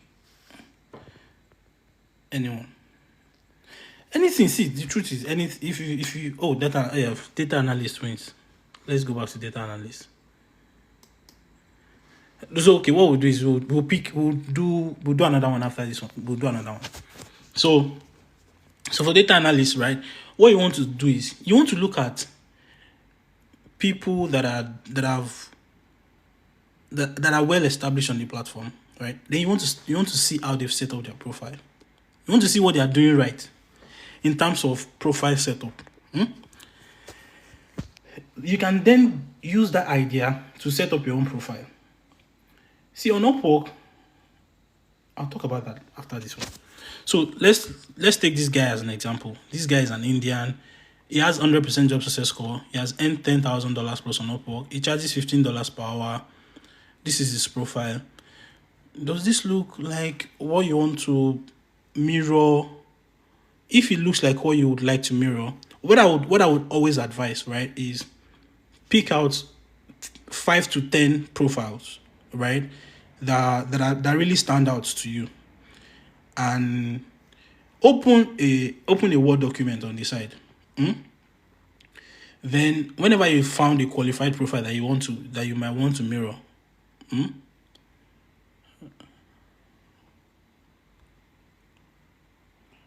hold on a minute. So whenever you find a qualified profile that you want to mirror, you just grab their profile summary, copy it, paste it somewhere.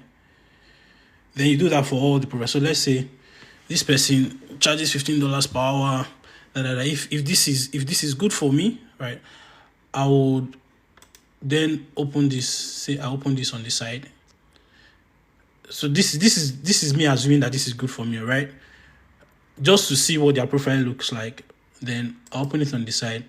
Now, one thing you need to know is that on Upwork, you can set up multiple profiles. We call it specialized profile. We'll get to that in a bit. And the reason why this is important is because you might be a multifaceted individual, or even if you are not really a multifaceted individual, within the space where you are playing, it might be very important for you to niche down. But then you don't want to lose the opportunity of getting a project in the bigger umbrella, right? Which is why even as a data analyst, you can have a mini profile where what you do is maybe financial analysis. So when you see any job that is related with financial data analysis, you are not using your big profile to apply. You are using your specialized profile to apply. So that way, when client sees you, they see you as a specialist. So imagine seeing someone Let me give an example. You guys know what I'm talking about. Imagine seeing someone who is a writer, a virtual assistant, a social media manager, they have like 5 things that they are doing, and you see a job looking for a virtual assistant. There's someone who has a big profile that covers 5 things, and there's someone who has just one profile and the only thing they are doing is virtual assistantship. Who are you likely to go for?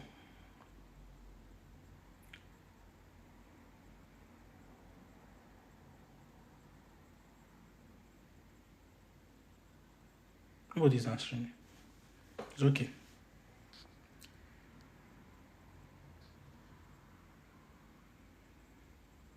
Yeah.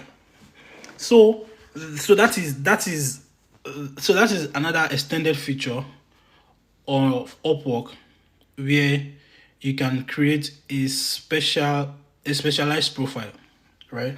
So we'll get to that specialized profile in a bit. I will show you how to set up a specialized profile. So here, this person has general profile, which is all their work. Then they have a specialized profile, which is their data analyst profile. This profile doesn't really look good. I can help you process data. I don't like this. I wouldn't honestly go for it. So this person, $800, and I'm really looking out for people who have like made big bucks. So okay, let me just filter. Let me filter by top rated.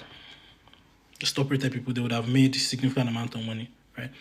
So now if you look at this Shopify developer, data analyst, AI engineer, now this profile is not bad, but it's not optimized. Is everywhere.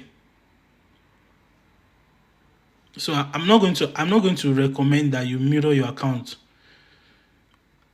with like using this person. So let's look at this person: computer science, data visualization, and data analyst. Yeah, this is okay. So let's say you want this person. You can click on this person, for example. Look at their data visualization profile. If it looks good to you, if you think, oh, this looks good, grab it, copy it, bam, open a Word document somewhere. Here's my Word here. Open a Word document somewhere.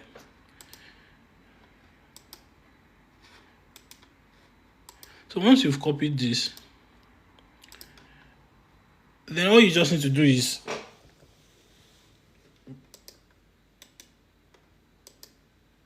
you paste it. I don't like this. So you paste it in this document. Optimization of profile is essentially tailoring your profile, building your profile to taste, essentially putting your profile together in the right way, so that look at the way I've searched for data analysts, right? Some people came up. If your profile is not well matched, well suited for that keyword, your profile is not going to come up. So you want to make sure that every important details, every important keyword, not just anyhow, is properly structured, right? That way it's easier to find you just by what you do. So I don't need to know your name to be able to find you. Yeah, I'll talk more about specialized profile. So you do this, then you go again. If you found the second person, so this person has made 20K profile, economics expert, data scientist, economic analysis. This looks good. If this is if this is what you want to do, if this looks like what you would like to do, open this profile on the side. So they have 2 specialized profile: data analytics and machine learning. So let's say you are interested in the data analytics profile. You you grab what they have here, you copy it, paste it in that Word document. Then once you've done that for like 5 to 10 profiles, right? As a new user, how many dollar per hour is advisable to set as payment? there are some questions that don't have a definite answer. Not that I don't want to give you an answer, but it's very, very tricky. So it depends on what your service offering is, right? What is the competitive advantage that you, even if you're a new user. So it's for some people it can be 5, for some people it can be 10, for some people it can be 15. But I would usually recommend starting lower, right?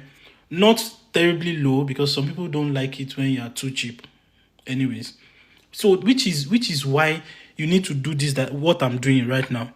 You need to check people's profiles, have an idea of what they are charging, especially for the kind of service you're offering. So it's not just the profile link you're copying. You're also looking at, how much does this person, how much did they put on their profile? This person now. So you can then have an idea of the average hourly rate that people put on their profile. So you can pick from small to medium, or from small to high, take the hourly rate, then compute the average. So you then know if you are charging below average or above average, or just about the average rate, right? So once you've done that, you can then use all of those profiles to structure what you would want your own profile to look like, or what you want your profile to be. From your professional headshot picture, if you can see my own picture here, very professional. You cannot be putting. Upwork is another LinkedIn. You understand? Upwork is another platform. So Upwork is as big. I won't say as big as LinkedIn, but I mean, it's a platform where people make a living, right? So let's check out web development for those that asked for web development. So let's do web developer. So when we do web developer, there's a guy here from India who has made $200,000 plus, 96% job rating. The site or the app, which is better? Both. You are going to use both, but the app is good for always be having quick access to job posting, because you can be sleeping in the middle of the night and you pick up your phone to check.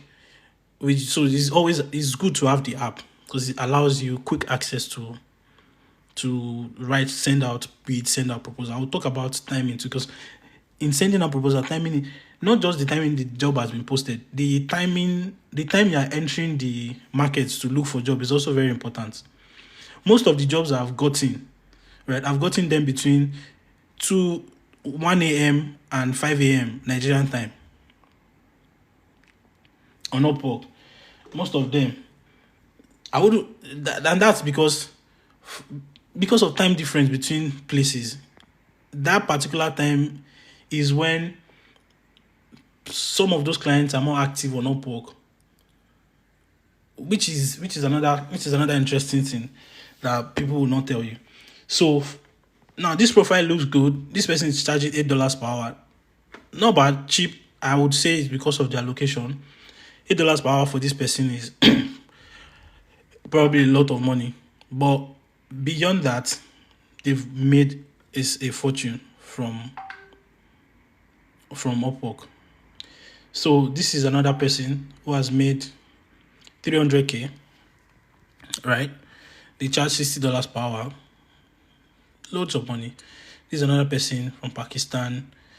You can almost already tell how people charge based on their location.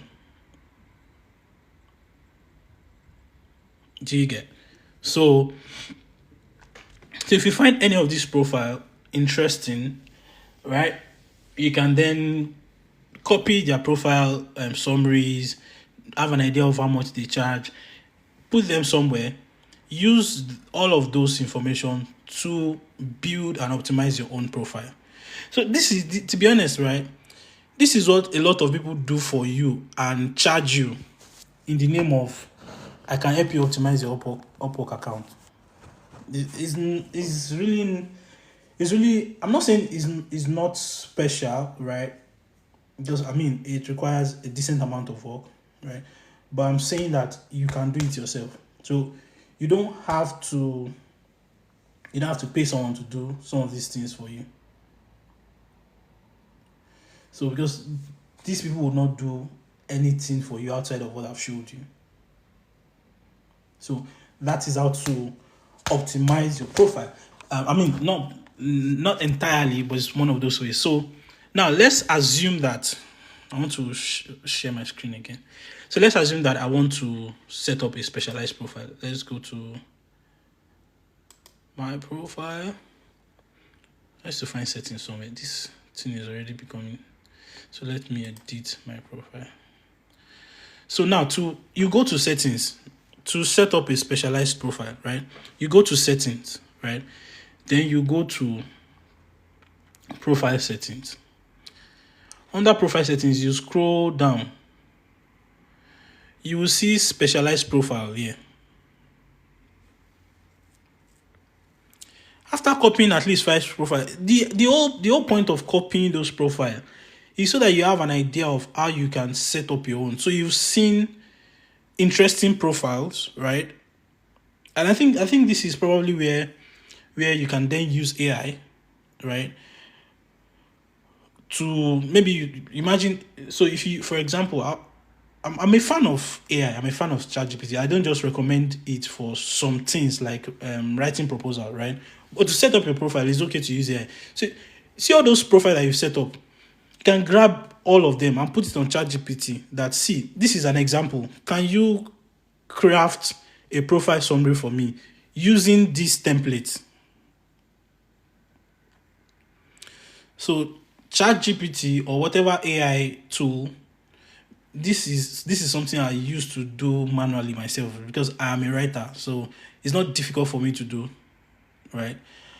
I'll typically just do this. Once I've read through like 5-10 profiles, I already have an idea of how to structure mine and then write it. But if you are not an excellent writer like that, and you can easily just grab those profiles and just put it on ChatGPT as template. See, this is a template. I want you to help me craft an optimized profile summary for Upwork using all of these profiles as templates. Then ChatGPT is going to do the job for you. Then you then put it on Upwork. It's that simple. So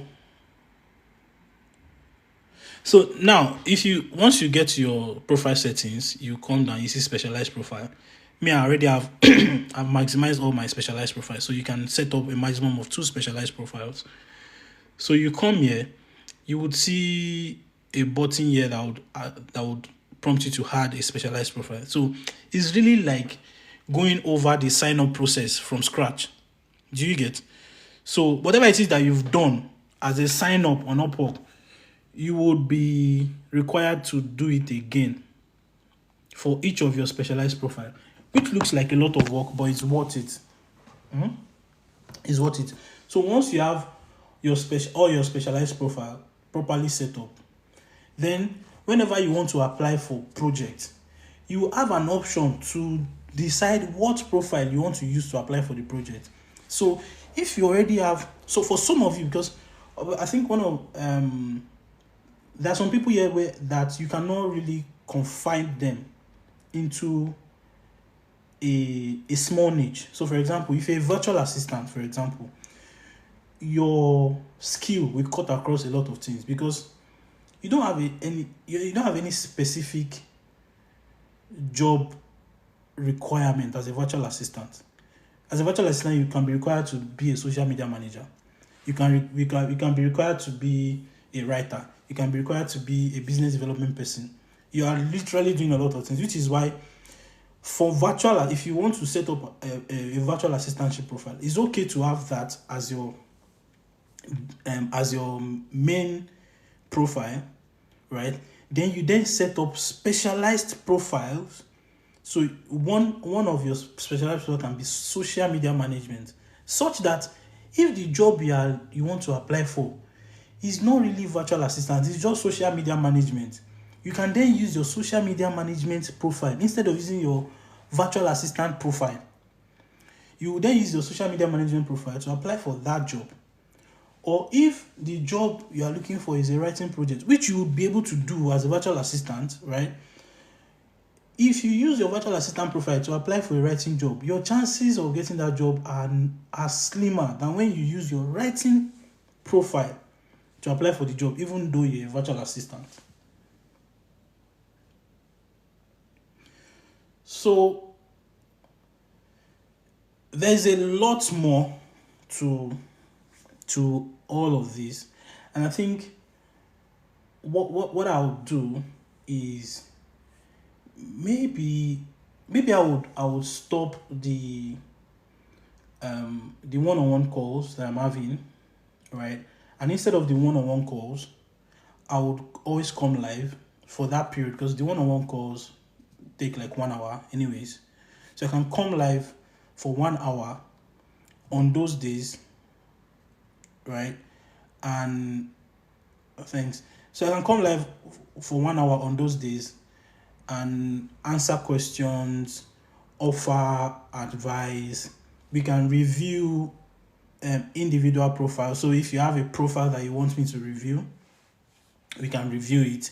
We can review a proposal that you sent, or really just analyze, is this proposal a good proposal?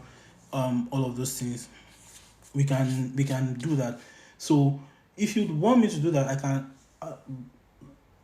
So just to be fair on those that have booked the call ahead of time, I think I'll go through it, because the call is booked to the end of February. We'll go through with the call. But what I will do is I will then find, because the calls is Tuesdays and Thursdays.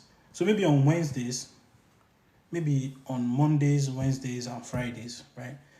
I then come live for maybe 30 minutes or 1 hour, essentially, specifically to just have like case studies. So for example, if you want me to use your profile as a case study, whatever it is you want to do with your profile, not that I'm doing anything, just analyzing your profile, offering insights using it. If you want me to do that, I think we'll be able to do something around that, and then we can then start to talk about now with all of this that I've said. I promise you are literally set up for 30%, 25 to 30% success, really.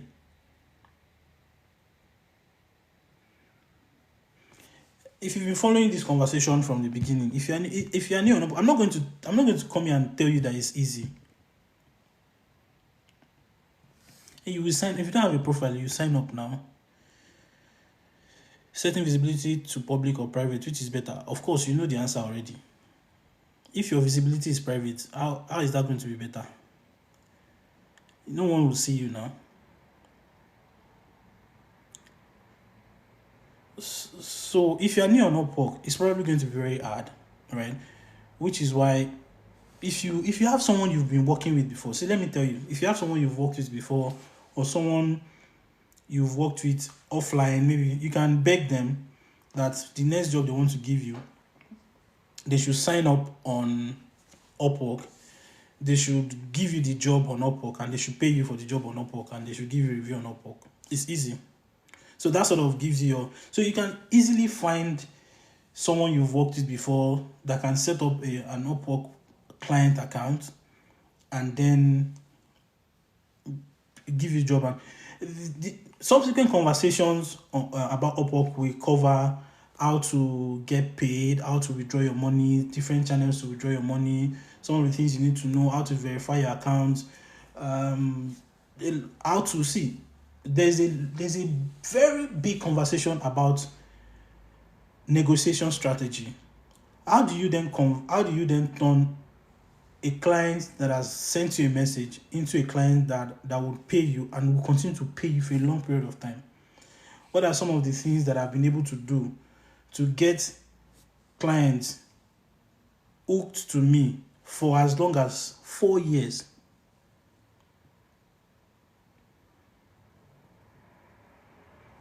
So you don't have to pay anybody to apply for a job.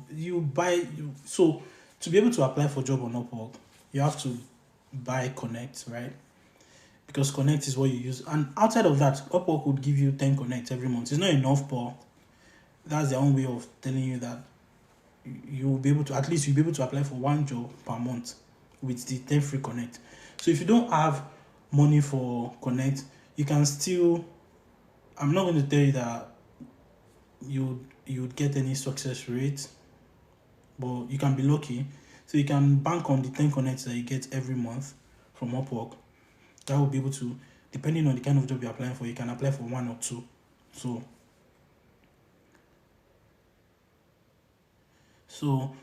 there's a plethora of conversation. So there's no way I'll be able to exhaust everything I have there is to cover in just one live video. So yeah, so let me just, so if you have any question right now, I'll just, from now on, I'm going through the chat section. So if there's any question, I'll just answer them as I'm seeing them. I'm drawn between picking medical writing and data analysis. I'm a pharmacist for contest. It depends on you, to be honest. I have guys that are writers and they make a killing from writing. I know a guy that does technical writing and he makes sometimes $3,000 per article.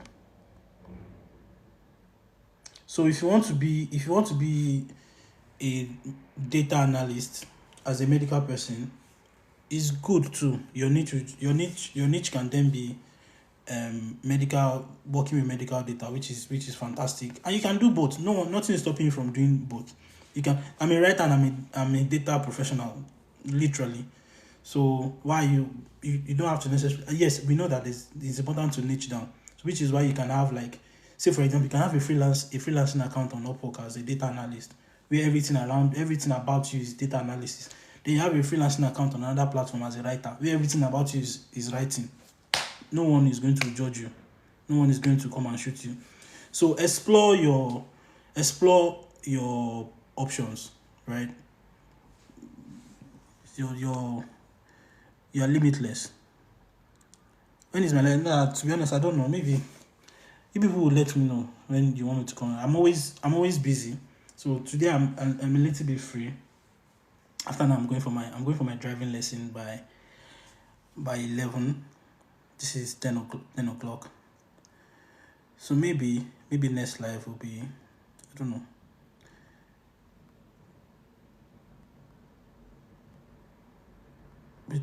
I think I'm missing. Okay. So my next live is going to be, you people let me know. So okay, what I'll do is I'll give you a date range. So there is tomorrow. There is, my Tuesday is busy, 100% busy. There's tomorrow, there's Wednesday, and there's Friday. Okay, I'm not going to London on Friday. There's Friday. Then maybe I can do this every Saturday until we've gotten a very solid community where an average person in this community can by themselves get their first project by themselves, get set up for success. So we can continually do this. We can do this on a continuous basis, on weekends, on Saturdays. My skill is in data analysis. My skill in data analysis is Power BI and SQL. Yes, it's enough. I've only used Power BI once. The point is, see, the fundamentals behind all of these tools remains the same. So if today I have a data problem that I need to solve with an entirely new technology, it's going to take me just one day to learn syntax, to learn how things work, and I'm going to be able to use it. So you are the data analyst. You're not a data analyst because you can use a tool. Do you get? You are a data analyst because you can solve a problem. You can analyze a problem, outline step-by-step processes to solve the problem. So it's not, you don't become a data analyst because you can write Python code or because you can use Power BI. No. So Python and SQL is okay. You will see most of those job descriptions that they will tell you to know 1 million things is a lie. At the end of the day, most of them is Excel they are using. When writing proposals, are you to put your portfolio in it? No, it depends. Your Upwork has a section where you have your portfolio, where you would have listed all the things that you've done in the past. So if you then have an external portfolio that you would want the client to see specifically, of course you can add that in your proposal. That, see, I have a portfolio here that I've done similar projects. This is the link to the portfolio. So you always have that also as part of the forms that you fill when applying for projects. You always have that too. So you can always put your so it depends on you, and it depends on if it is specifically required. But if it's not specifically required, to save time, because you're also running against time when applying for jobs. How much is 10 Connect? I don't know. 10 Connect, maybe $1.06. If you check Upwork. But they will typically give you that 10 Connect every month free of charge. But if you want to buy, you can just go to your Connect summary, and you'll be able to see how you can buy. Sir, please answer this. I didn't see the question you want me to answer. So you're saying without buying Connect, we can't get jobs, and how can we get to pay for Connect? I didn't say that without buying Connect, you can't get jobs. I just told you that you get 10 free Connect every month. Connect is what you use to apply for jobs. So an Upwork gives you 10 free Connect every month. In fact, if you open a new Upwork account, if your Upwork account is new, you most likely have 80 Connect because your Upwork account is new. So there's like 80 Connect that you get as a new person on Upwork. So in fact, you have a very big opportunity attending this live if your Upwork account is new, because you open an Upwork account, get it to connect, using all these strategies, you stand a chance to at least get a project that will then give you money to then buy more Connect. So hold on. Hey, hold on. I'm trying to go back to. Yeah, so this person, as a data analyst, you need a portfolio at least to showcase your skill, right? Yeah, of course, yes. It's a good practice. I mean, how do you convince someone that you can do something you said you can do? There has to be something to show the person that, hey, this is I can do this. So it's a good practice to have a portfolio. And the class should be at night. It depends on the day, because most likely it probably would be. Maybe you say it one of your next video. Yeah, I think I'll do that. Does that mean without Connect, someone can get their even first project? I think I've answered that.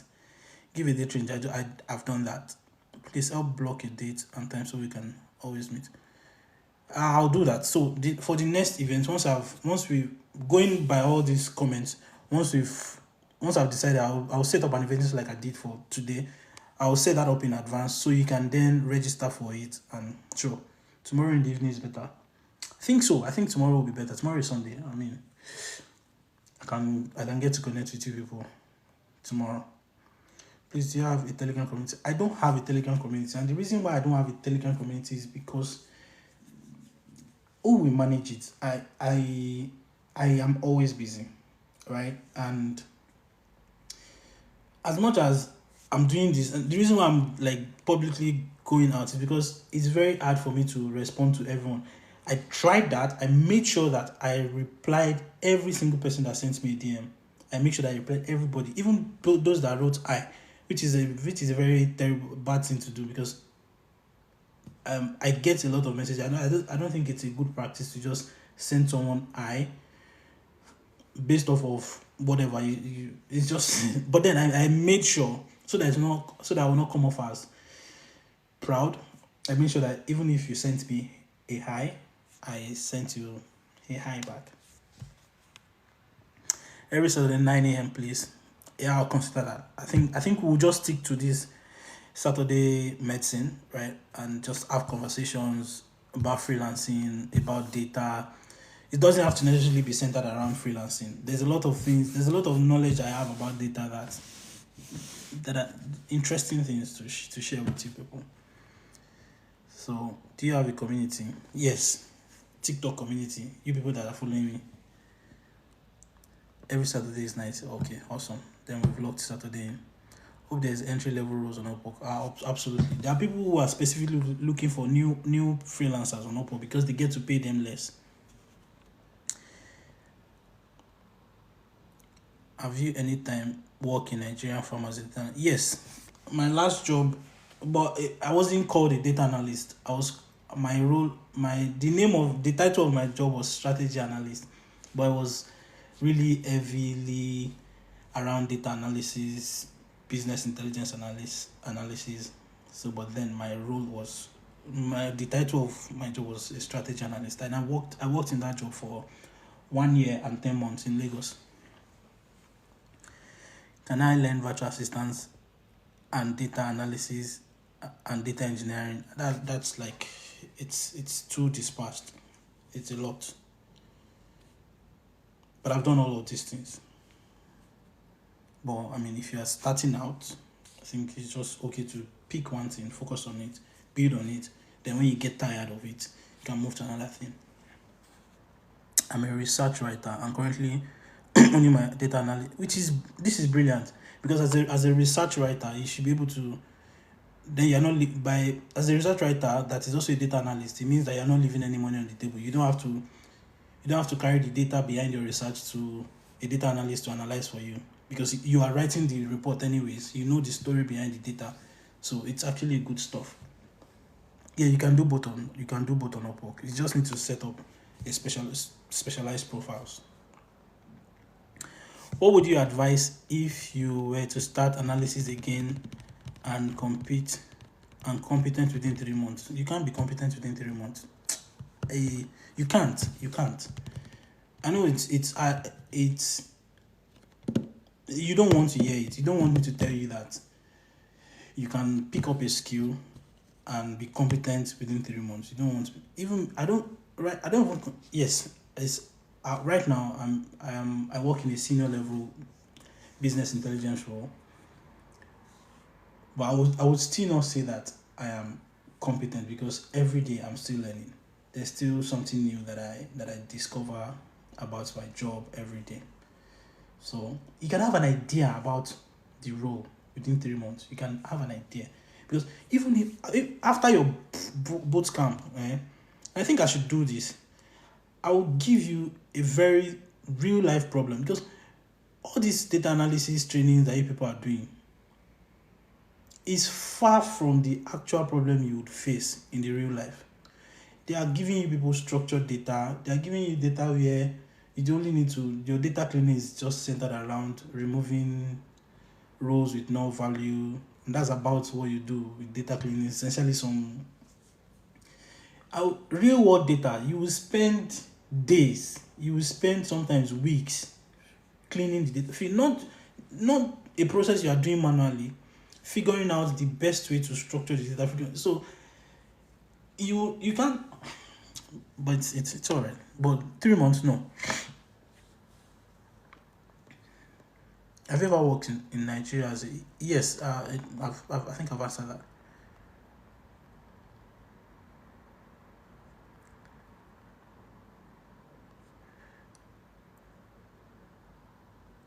This has been an insightful session. Thank you for sharing your time. You're welcome. Happy to be able to help. So I'll manage it. I know you've offered to manage it, which is interesting. Okay, I'll think about it. We'll talk about it, and because it's one thing to say, oh, I'll set up a community. It's another thing to then be begging people to join the community, which is very annoying. So you could pick someone to manage it. I can volunteer. I joined Upwork June, July last year. You can volunteer. When you blow now, you go away, you run away, which is not a bad thing anyways. I'm not saying you should not, but you then leave me with the responsibility. So I want to build something that would last, that will stand the test of time. That is not just, I don't want to build a community. I want to build a tribe. So there's a difference. I want to build a mindset So it's not just having a community. It's about having, I don't know. There's a way I have it in mind. I'll probably find words for expression later. I joined Upwork June July last year. I've not been getting the monthly 10 connect any help, please. There's a problem. They should. I don't know why. Even me, I get the monthly 10 connect. Everyone does. Maybe you should reach out to their customer service. You can pay a virtual assistant to manage your Telegram community. It's not about the payment. So who will pay me? So what? So if you say I should pay a virtual assistant to manage the Telegram community, a community that is not putting money in my pocket. No, come on. Not that I can't do it, but why? Why should I do it? It says except I've figured out a way to monetize the system, which it's not difficult for me, right? I'm just really, see, I've been at that point in my life where if I got what I'm doing for people now, it will mean a lot to me, because a lot of people cannot even see. If I tell you, if I charge you, I know a lot of people will not be able to pay me.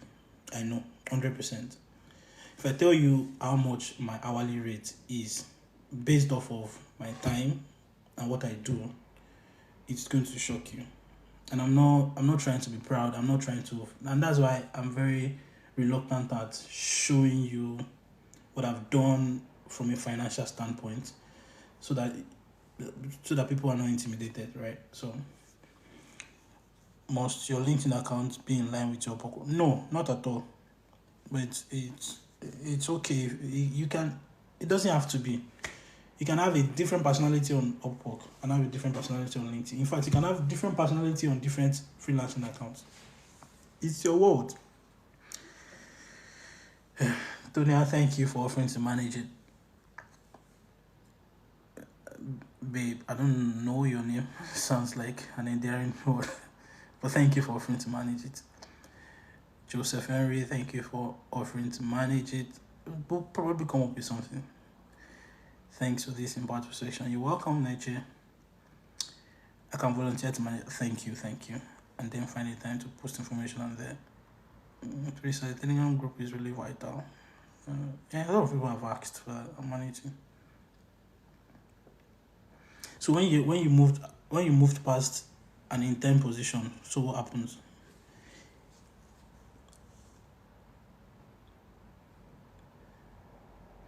So maybe at some point, like I said in my video, but what I said in my video was holding people's hands, which is what I'm essentially doing for everybody right now.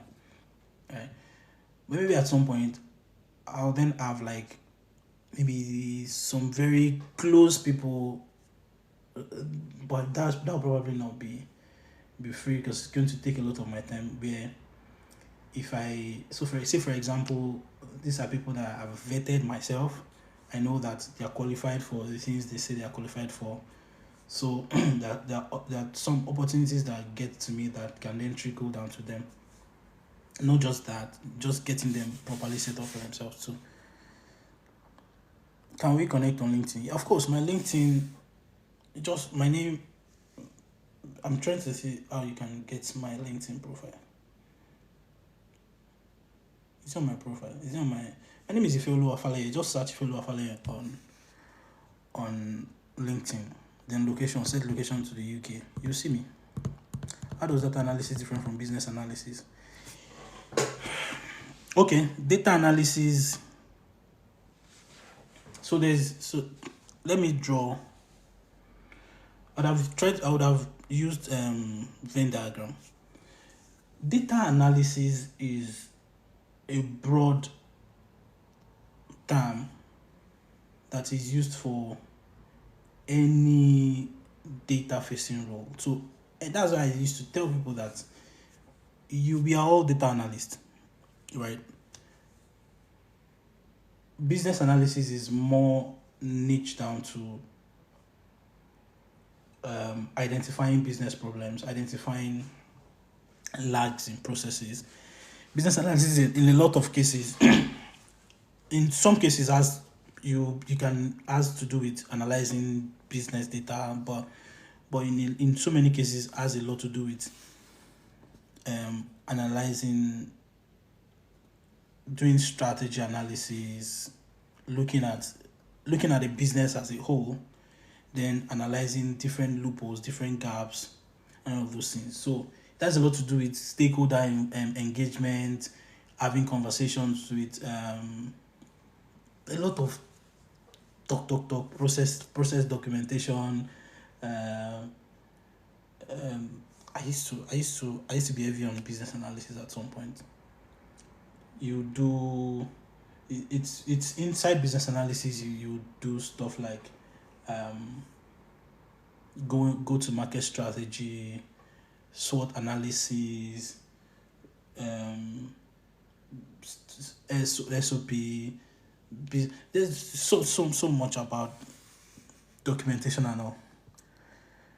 But data analysis is really centered around taking business data, analyzing it, then using that analysis to make informed decisions. What of learning data analytics and cybersecurity? I'll go for it. If data analytics and cybersecurity, there's data analytics, there's cybersecurity. Which one? I think these these are two different concepts that would occupy your time for so long that you don't want to combine the two. They are not on the same axis. This one has gone up again. So you do once have an internship experience? Yeah, I've had an internship experience. Internship is not bad. It's good if you find one, but you don't have to. What medium of payment did you use while you were in Nigeria? So I had several medium of payments. I had a domiciliary account, a DOM account. So Upwork allows you to put your domiciliary account. So I actually got my money in actual dollars to my directly to my DOM account. I go to the bank to withdraw it, then go to Abocase to exchange it. Then you can use Payoneer. Payoneer allows you to you have Payoneer options. Then you can then withdraw your money. The chain is a little bit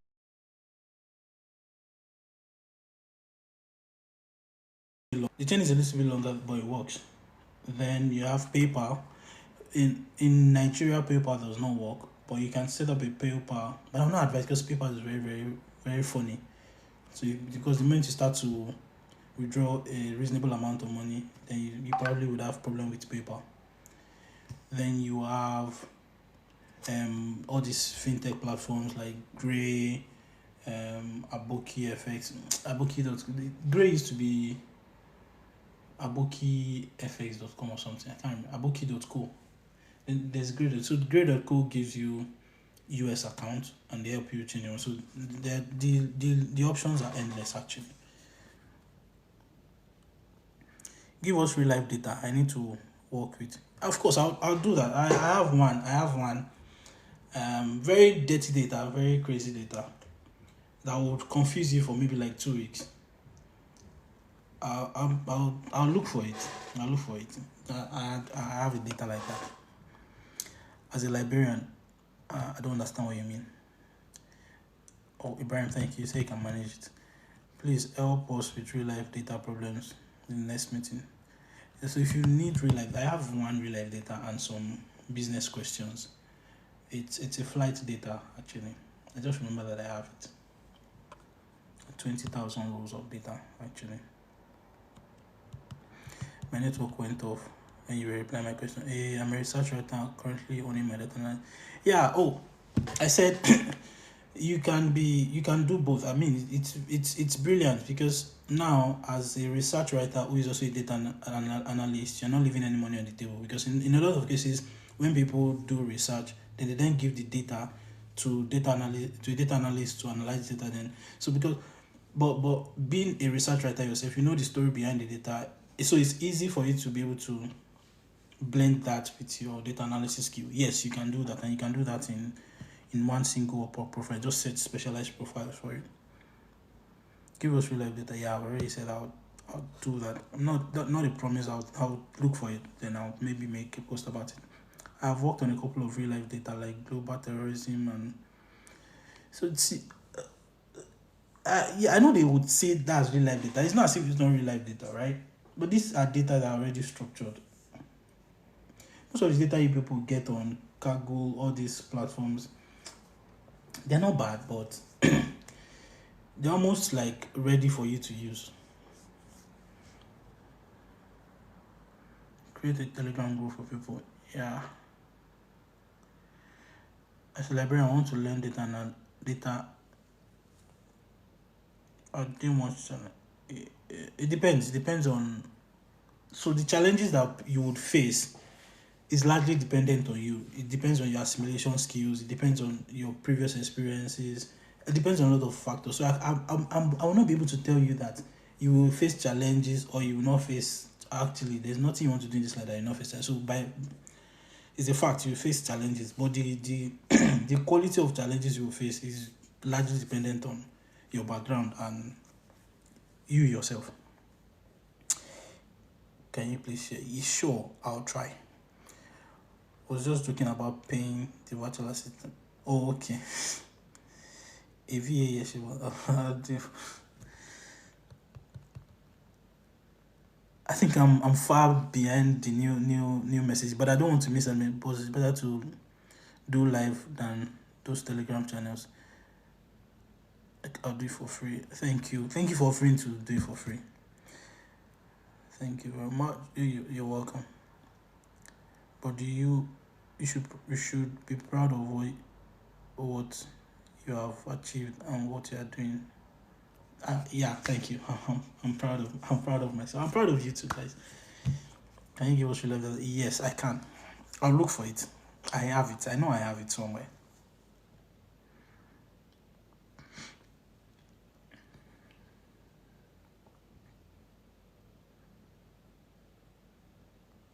Why do you think I'm different? What if I'm a bad person inside? I know that I'm trying to, I'm not saying I'm a bad person, right? But don't judge a book by its cover. I'm not saying I'm a bad person, but because I only need to do one thing now before you change it for me and call me names.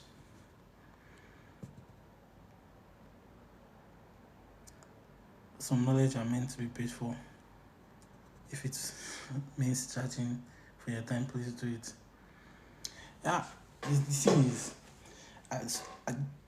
thing is, I feel like my time is too expensive that people may not be able to afford it. So that was why when I started this call, I said that this is free does not mean it is cheap. So that you don't, because I know that people are very terrible with free stuff, right? They don't really maximize the opportunity when something is free. So it's just important to know that. I mean, I'm not telling you theories here. I'm telling you things that I've practically done, things that I've replicated. You can see some of my students. You can see their success rate. Even me, I have like verifiable proof to show for what I've done, and this is I don't know. People cannot pay me £500, £1,000 for one-on-ones. You can't. Share your screen and show us your LinkedIn account. Oh, you want me? Oh, let me do that. I think I have it here. Hold on a minute. LinkedIn.com. Please don't let my account intimidate. No, there's really nothing fascinating about it actually. So this is my LinkedIn account. Yep. So this is me. And you see that my LinkedIn account has the same picture as my. So I'm the same everywhere actually. I'm the same everywhere.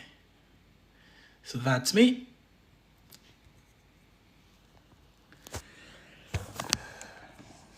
Let me see. I've gotten a lot of connection requests in a short time. Hold on. Okay, it's just two, not a lot. It's just two. Priscilla and David. Accept.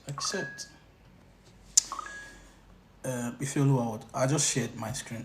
Fale, since you are always busy, I'd say you train about 5 set of people twice, then you oversee these people. I'd rather just be doing public stuff. Thank you for being self. I'm not selfless, so thank you for it's okay.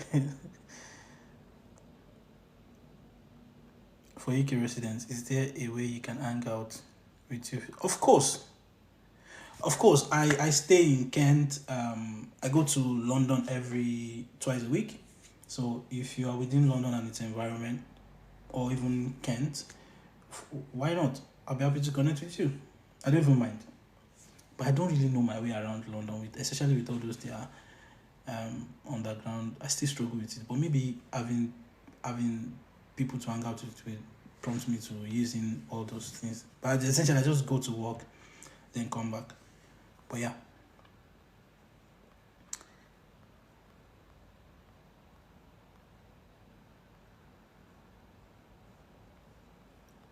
I'm trying to go back to KPIs. What is KPIs? Thank you so much for the insightful knowledge. I will work on the things you taught us there. So, yeah, you should. I've connected with you on LinkedIn. So that was I have 5 people.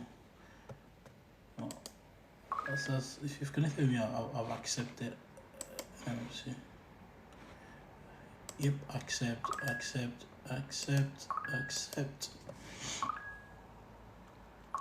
What of data analysis and machine learning? Yes, they're on the same line. So there's data science, there's data analysis, there's machine learning, and there's data engineering hanging somewhere around. But yeah, you can start out as a data analyst, then work your way up to being a machine learning engineer or something. My LinkedIn account again. Oh my god. Phoenix, let me see. This is. I used to be very active on LinkedIn. This is my LinkedIn account. This is it.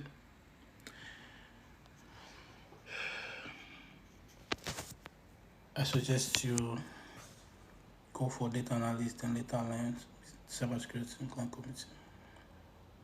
I just think that they are like far apart. Yeah, GPay, yeah, GPay. I've used that before. I have a GPay account. I have Grey.co. Yeah, GPay is good, but at some point, I think they have. It's good, but I usually would recommend. If you're in Nigeria, opening a DOM account, right? It's because you then get to have your actual dollar in your DOM account. I mean, but it will cost you a little bit of money to withdraw directly to you because they charge you $50 per wire transfer. So, but for me, I prefer my DOM account because I then get to have that money in dollars, and I don't have to necessarily change it, and I don't have to necessarily leave it in my GigPay account or Grey.co account. Then I can then save that for as long as possible. So I would recommend, even if for not, just go open a DOM account. Go to any of those Nigerian banks. Tell them you want to open a DOM account. I need someone to guide me. I've been working only by myself. Yeah, now we have a community, so you're not working alone. I'm answering your questions right now, and it's probably going to maybe not make a lot of difference, but at least to make some degree of difference. Just I need real life data set. Yeah, I'll share when I have one. I've answered this. I need someone to guide me. Yeah, I've your projects are incredible. I can see links and docs. Now I see why your profile is believable. Oh, interesting. So all these things I've said before, you don't think all these things all all these things on my profile, they are very old stuff. All these projects on my profile, they are very old stuff. If I would do them again, I would do them differently. I've done a lot of projects on on business analysis, to be honest. I did business model Canva for a tech support company. I built a case study for social commerce in Africa for one company like that. Yep.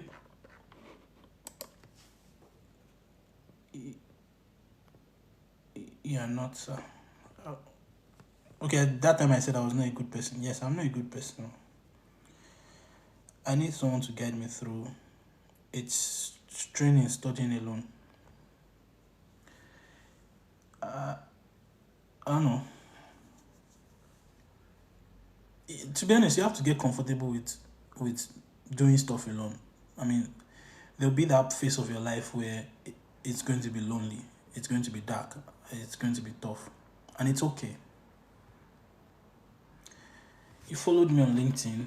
Yeah, I found you. Got you. Let me see. Accept, accept, accept, accept. Please, you can assign a class for us. I know I'm not running a school. I know you. I know. See, I know your struggles. Believe me, I know, and that's why I'm trying to, as much as I can, to do this, right? It might be tougher for you to get me on a one-on-one, right? Because it's practically impossible for me to have that one-on-one thing with everybody. I mean, I only have 24 hours in a day. Out of that, I will sleep. Out of that, I'll go to work. Out of that, I'll eat. Then I have about just a fraction of that left to do other things.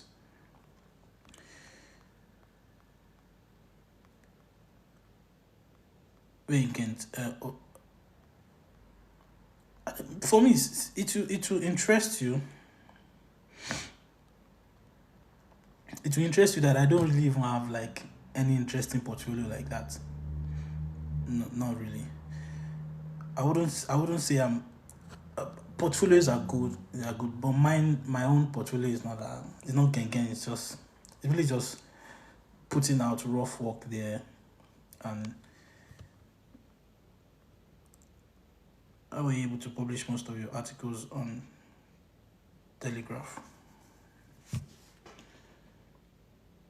Says I'll be honest with you. I've done a lot of things in my life that I don't even remember. So most of the articles that I send, I don't even know where they get published, because I write these articles and give it to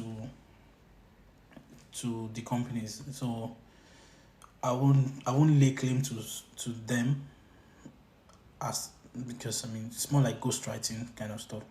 So please, what's the difference between business analyst and financial analyst? You already know what business analyst is. Financial analyst is it's crazy that I've done all of this. Financial analyst is really analyzing financial data. Right. So you see that, and financial analysts most of them they're still heavily using Excel in a lot of cases. We're in Kent. I'm around Dartford. I wouldn't mind showing you around. Oh, interesting. I'm in Ashford. A lot of people don't know Ashford, and it's very crazy.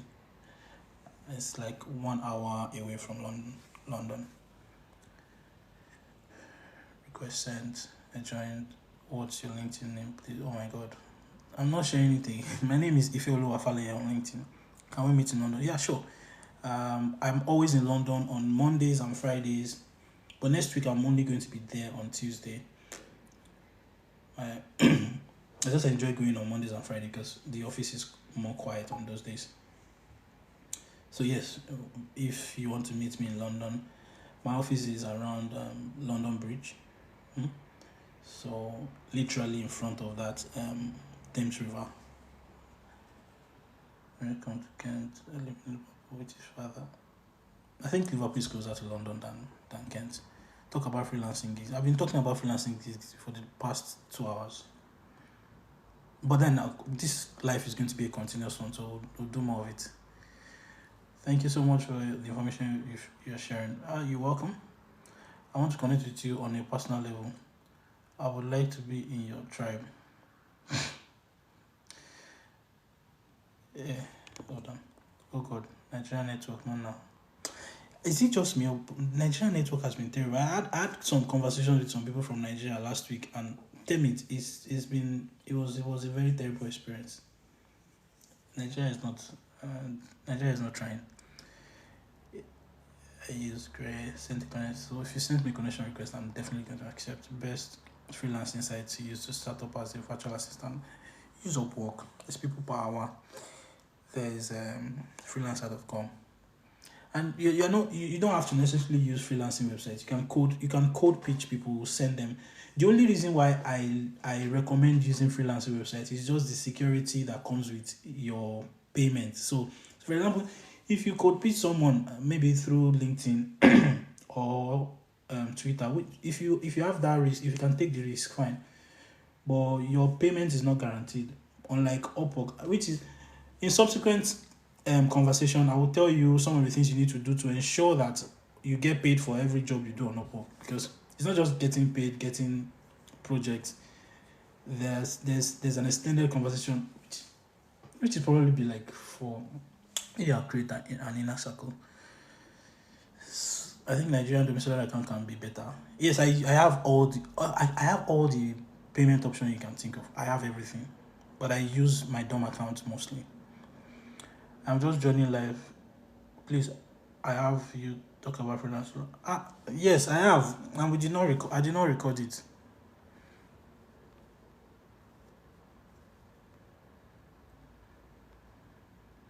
You learned business intelligence. Yes, I just follow you on LinkedIn. Thank you. Let me get you a good portfolio of yourself for free. Oh, that sounds fun. That's interesting. That'll be lovely. Okay, I'll send you a message. Uh, which area in Kent do you live? Ashford. I already said that. I worked on 15 projects, but I got them from Kaggle and other sites. Can I post it? Of course you can. Why not? You can. Why are you not seeing my comment? Sorry, I've not gotten there. That's the point. I don't want to overlook all the comments. Very, very insightful session. Thank you. I think I've gotten to the end of all the comments. God bless you mightily for contributing to our progress. I appreciate you. Thank you very much. I had an amazing time with everyone here, and I didn't get the chance to thank people that were sending me gifts. I saw them. Thank you very much. Thank you, David. Thank you, Phoenix. Thank you, Nature. Thank you, Jameson. For everyone that has, because I saw all those gifts popping up.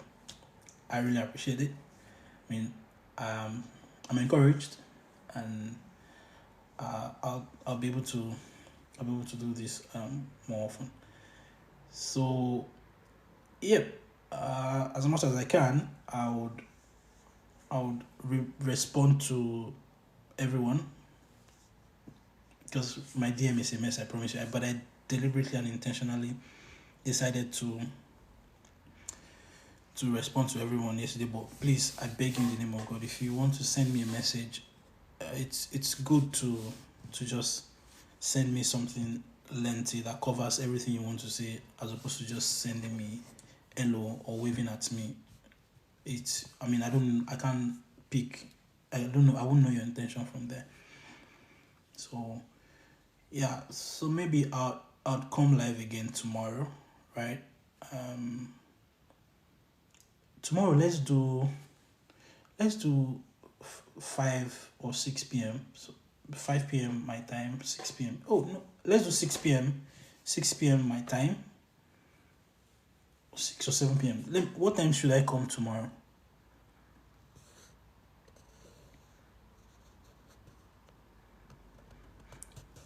I know some DevOps engineers on Upwork that are really crushing it.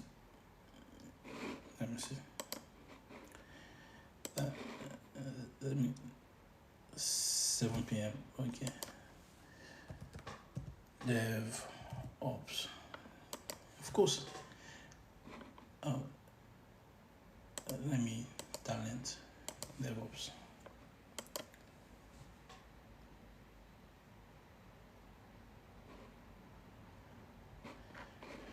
Let me do.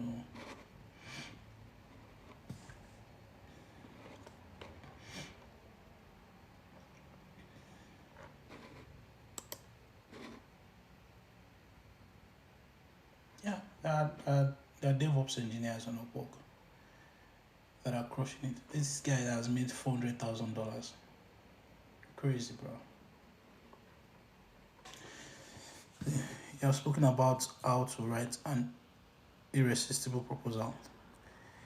Hey, I've not. Yes, I've not done that extensively. What I just touched on around that was really just telling you that the most important part of your proposal, right, is the first four lines, because that's what the client sees, and essentially showed you what it looks like from the client side, right?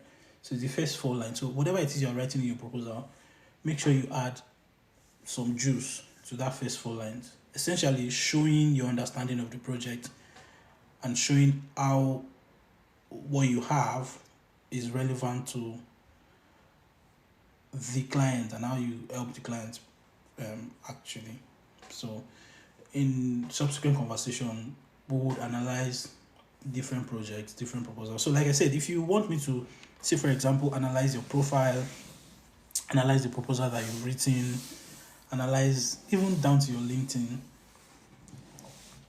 let me know. We can always have like sections like that where we'll just pick one or two persons. I don't even know. I don't know if it's possible to this because this is my first live video, so I don't know if it's possible to even bring people up on this live. Okay, I can't. I think guests. You can maybe check out. Oh, guest section is locked. Let me see what is going on. So I have to have gone live for 3 days separately to get that additional feature. So I'll go live again tomorrow. By the time I go live 3 times subsequently, 3 times consecutively, I'll be able to then be bringing people up so we can have like one-on-one conversations. I'm not assuming that everybody here is new. I know that there will be people here who are actually professionals too, and we can really have like proper conversations and back and forth. That would also help everybody. So yes, if you want me to analyze the profile, but I can do it. But if you'd like us to do it like publicly to get people to also chip in ideas, yeah, I think it's going to help. Is it possible? It's possible, but sharing the screen might be impossible on TikTok. Yeah, maybe I will use my laptop to go live on TikTok. So, no, I don't think. I'm only able to flip camera, so there's no sharing of screen yet. There's no sharing of screen, but I can always do what I've been doing. Just maybe I have this shaky tripod stand. The tribe is growing. Maybe it would have changed the name to Obadeta. So I'll probably tell you the reason for my name. I'm a data evangelist because actually that's the bulk of what I do professionally. As much as I get my hands dirty in terms of doing technical stuff, I'm very passionate about data education, data orientation. It's really a new. It's not so new, but it's getting to the mainstream, right? It's more like a developer advocate kind of stuff, but for data. So yeah, that's why. So yeah, so we can always, because it's easier for me to click on your profile, for example, through my email. So I don't want people to send me too many emails. My email is already packed. Maybe I'll even remove it safe, because God, I get so many emails. I didn't know that. This is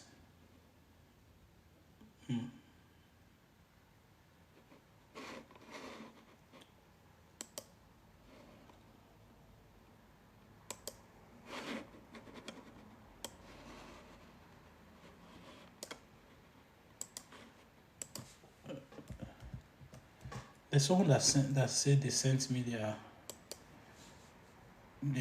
portfolio on to my Gmail.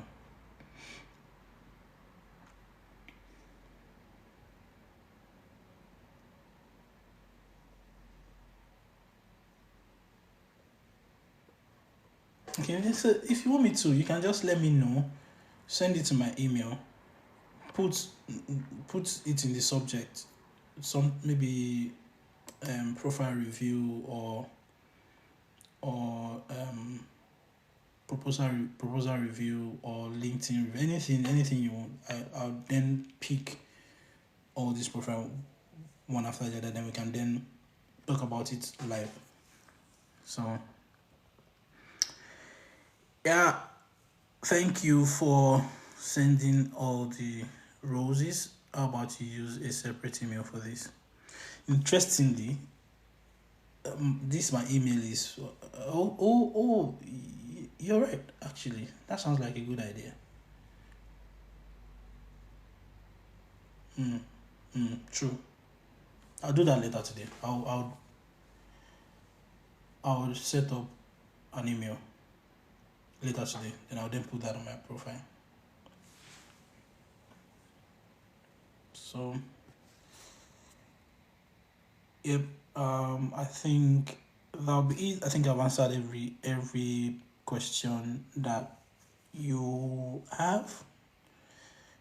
Do you have any other? If there's any other questions, let me know. I'm happy to take them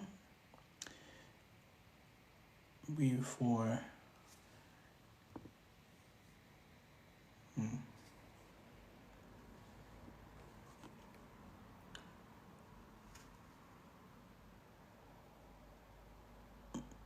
Okay, so looks like we don't have any other question. So yeah, so how do I join? You want to join my inner circle? So the problem is not hello sir.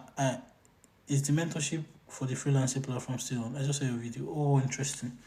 So the problem is not I'm a new mom, but I also want to go into data analysis. Yeah, absolutely. One thing about data analysis, they call it a sexy job. Let me see. I want to know the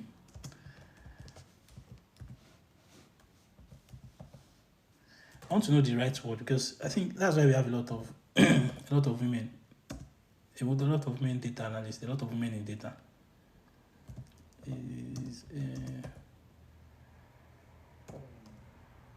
sexy. I've forgotten this. There's the yeah, okay, it's data science.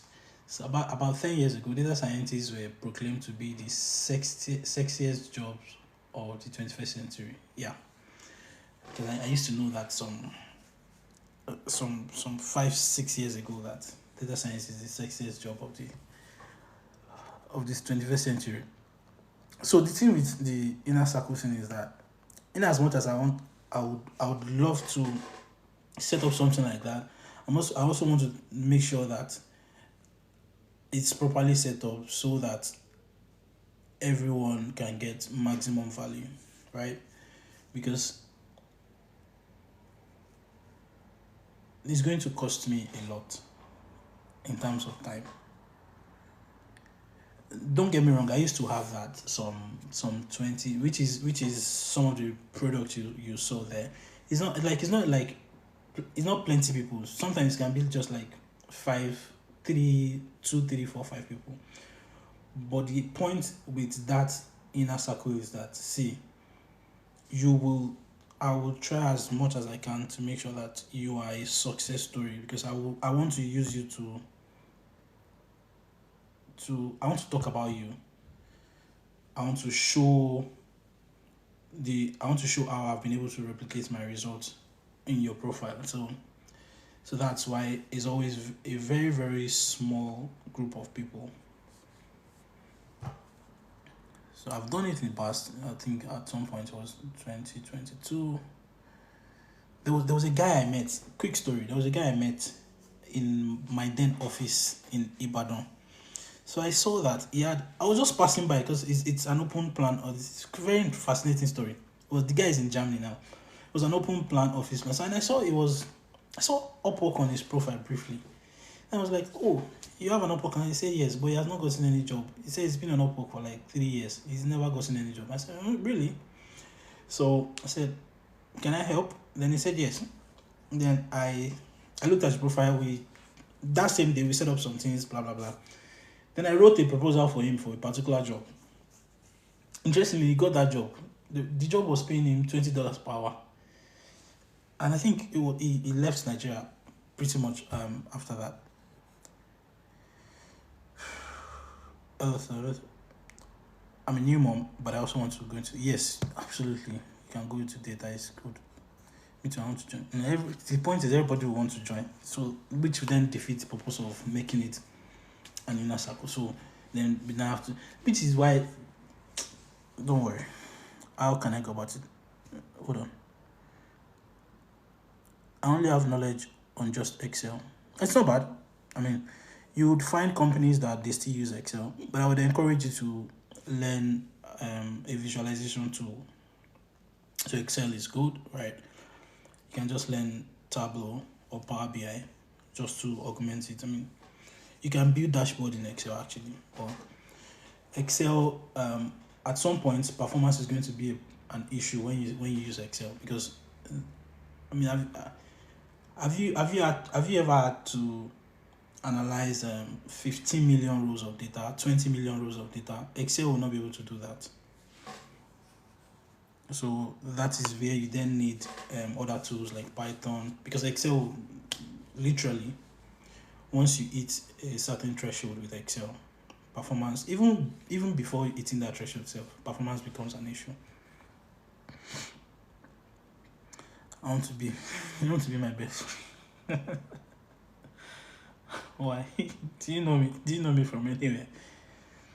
So some of the opinions that data analysts won't be relevant due to introduction of AI. I actually disagree, right? AI. So see, what AI will do is probably the analytics part of things, right? I said I've made this post before. Analytics and analysis, they're not the same.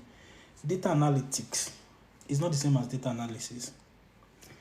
Data analytics with the TICS is the technical part of things, where you string measures and dimensions together, building charts and all those things. Anybody can do data analytics if you learn, which is what a lot of people bank on. Data analytics is what you learn with all these tools, but data analysis, right, is something you have to embody, right? So that's why you're a data analyst. It is who you are. I used to say you become a data analyst, not because you can build dashboard or you can build charts. I mean, it's part of the process, no doubt, but it's not everything. So yes, AI can help you build analytics, right? But there's still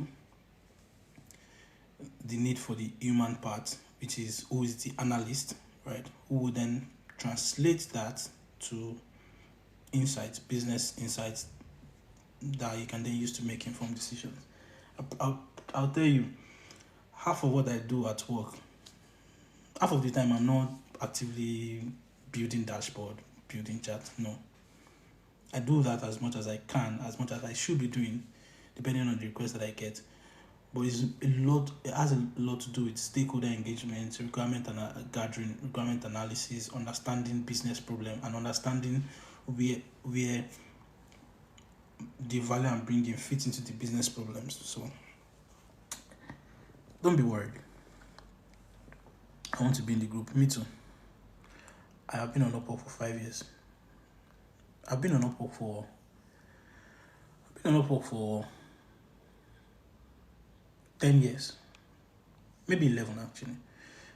I joined Upwork. A lot of people, a lot of you here don't know. Upwork is a merger between two companies. Go and check. So there used to be Elance and Odesk. In fact, that's why it is today when you withdraw your money from Upwork, like maybe wire transfer, you see it's coming from Odesk.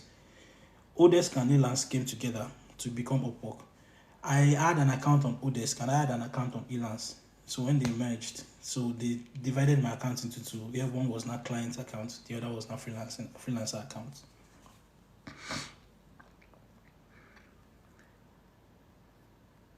I am on Upwork too.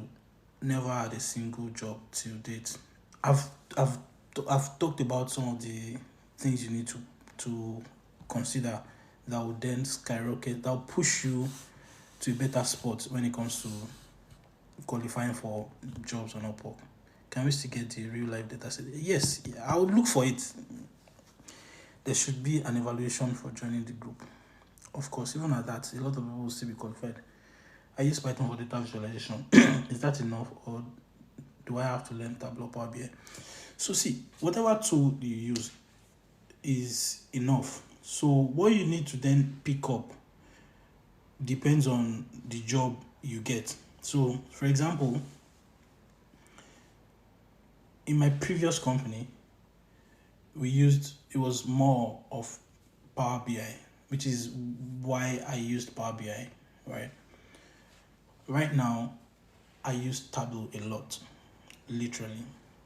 So it depends. It depends on what the company you get into decides to use. So if the company you are getting into is heavily reliant on Python, then you might not need to learn other tools. But it's okay to have an idea about how to use other tools so that when the opportunity presents itself, you can quickly plug into it. Yes, Power BI for visualization is enough. Yeah, you can always transfer the skills. The fundamentals is you can solve the problem. Power BI is just a tool to solve the problem. The same thing you can use Power BI for. You can use Tableau for it. You can use Python for it. In fact, you can know. Some people will only know one thing and they'll be fine. If you 5 years on Upwork and 5 are no job, if you've joined this life since I started, you would have you'd have gotten a lot of value because I've said a lot of things and we didn't record it. But I'm coming live tomorrow again. So where can I learn business intelligence? It's a skill you have to develop over time. I'm interested in freelancing. Can you take me along? To where? I've been talking about freelancing since. I'm sorry you joined late, but it's okay.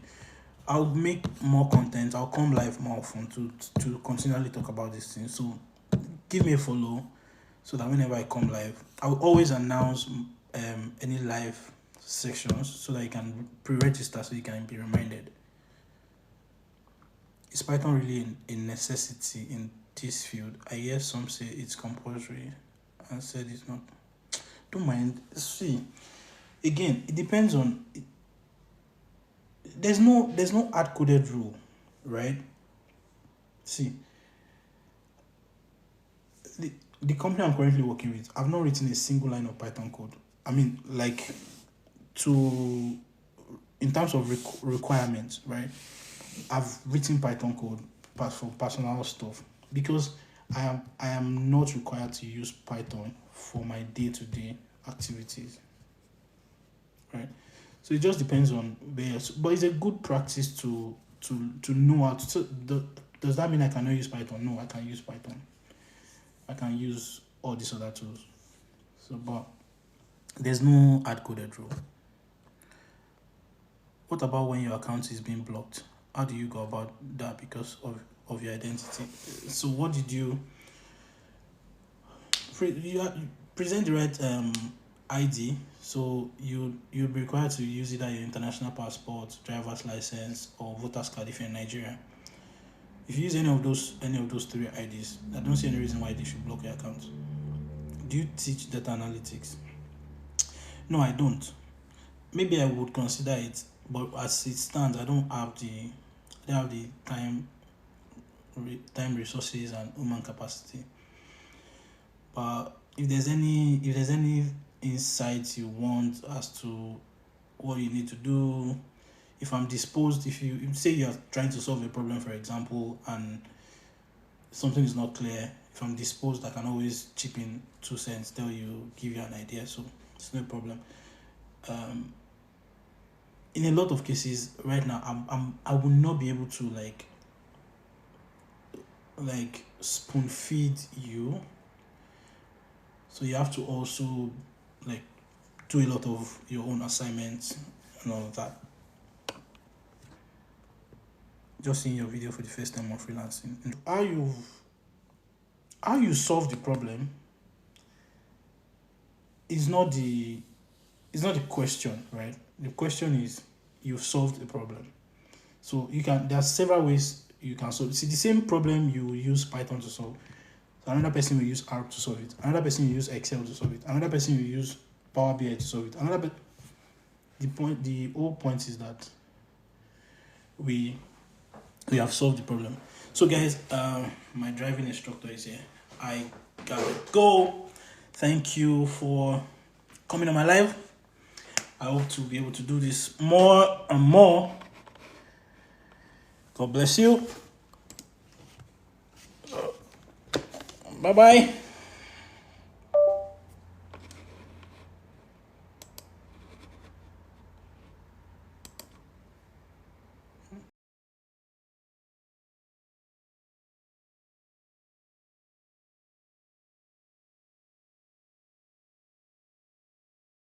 Okay, I'll end it here.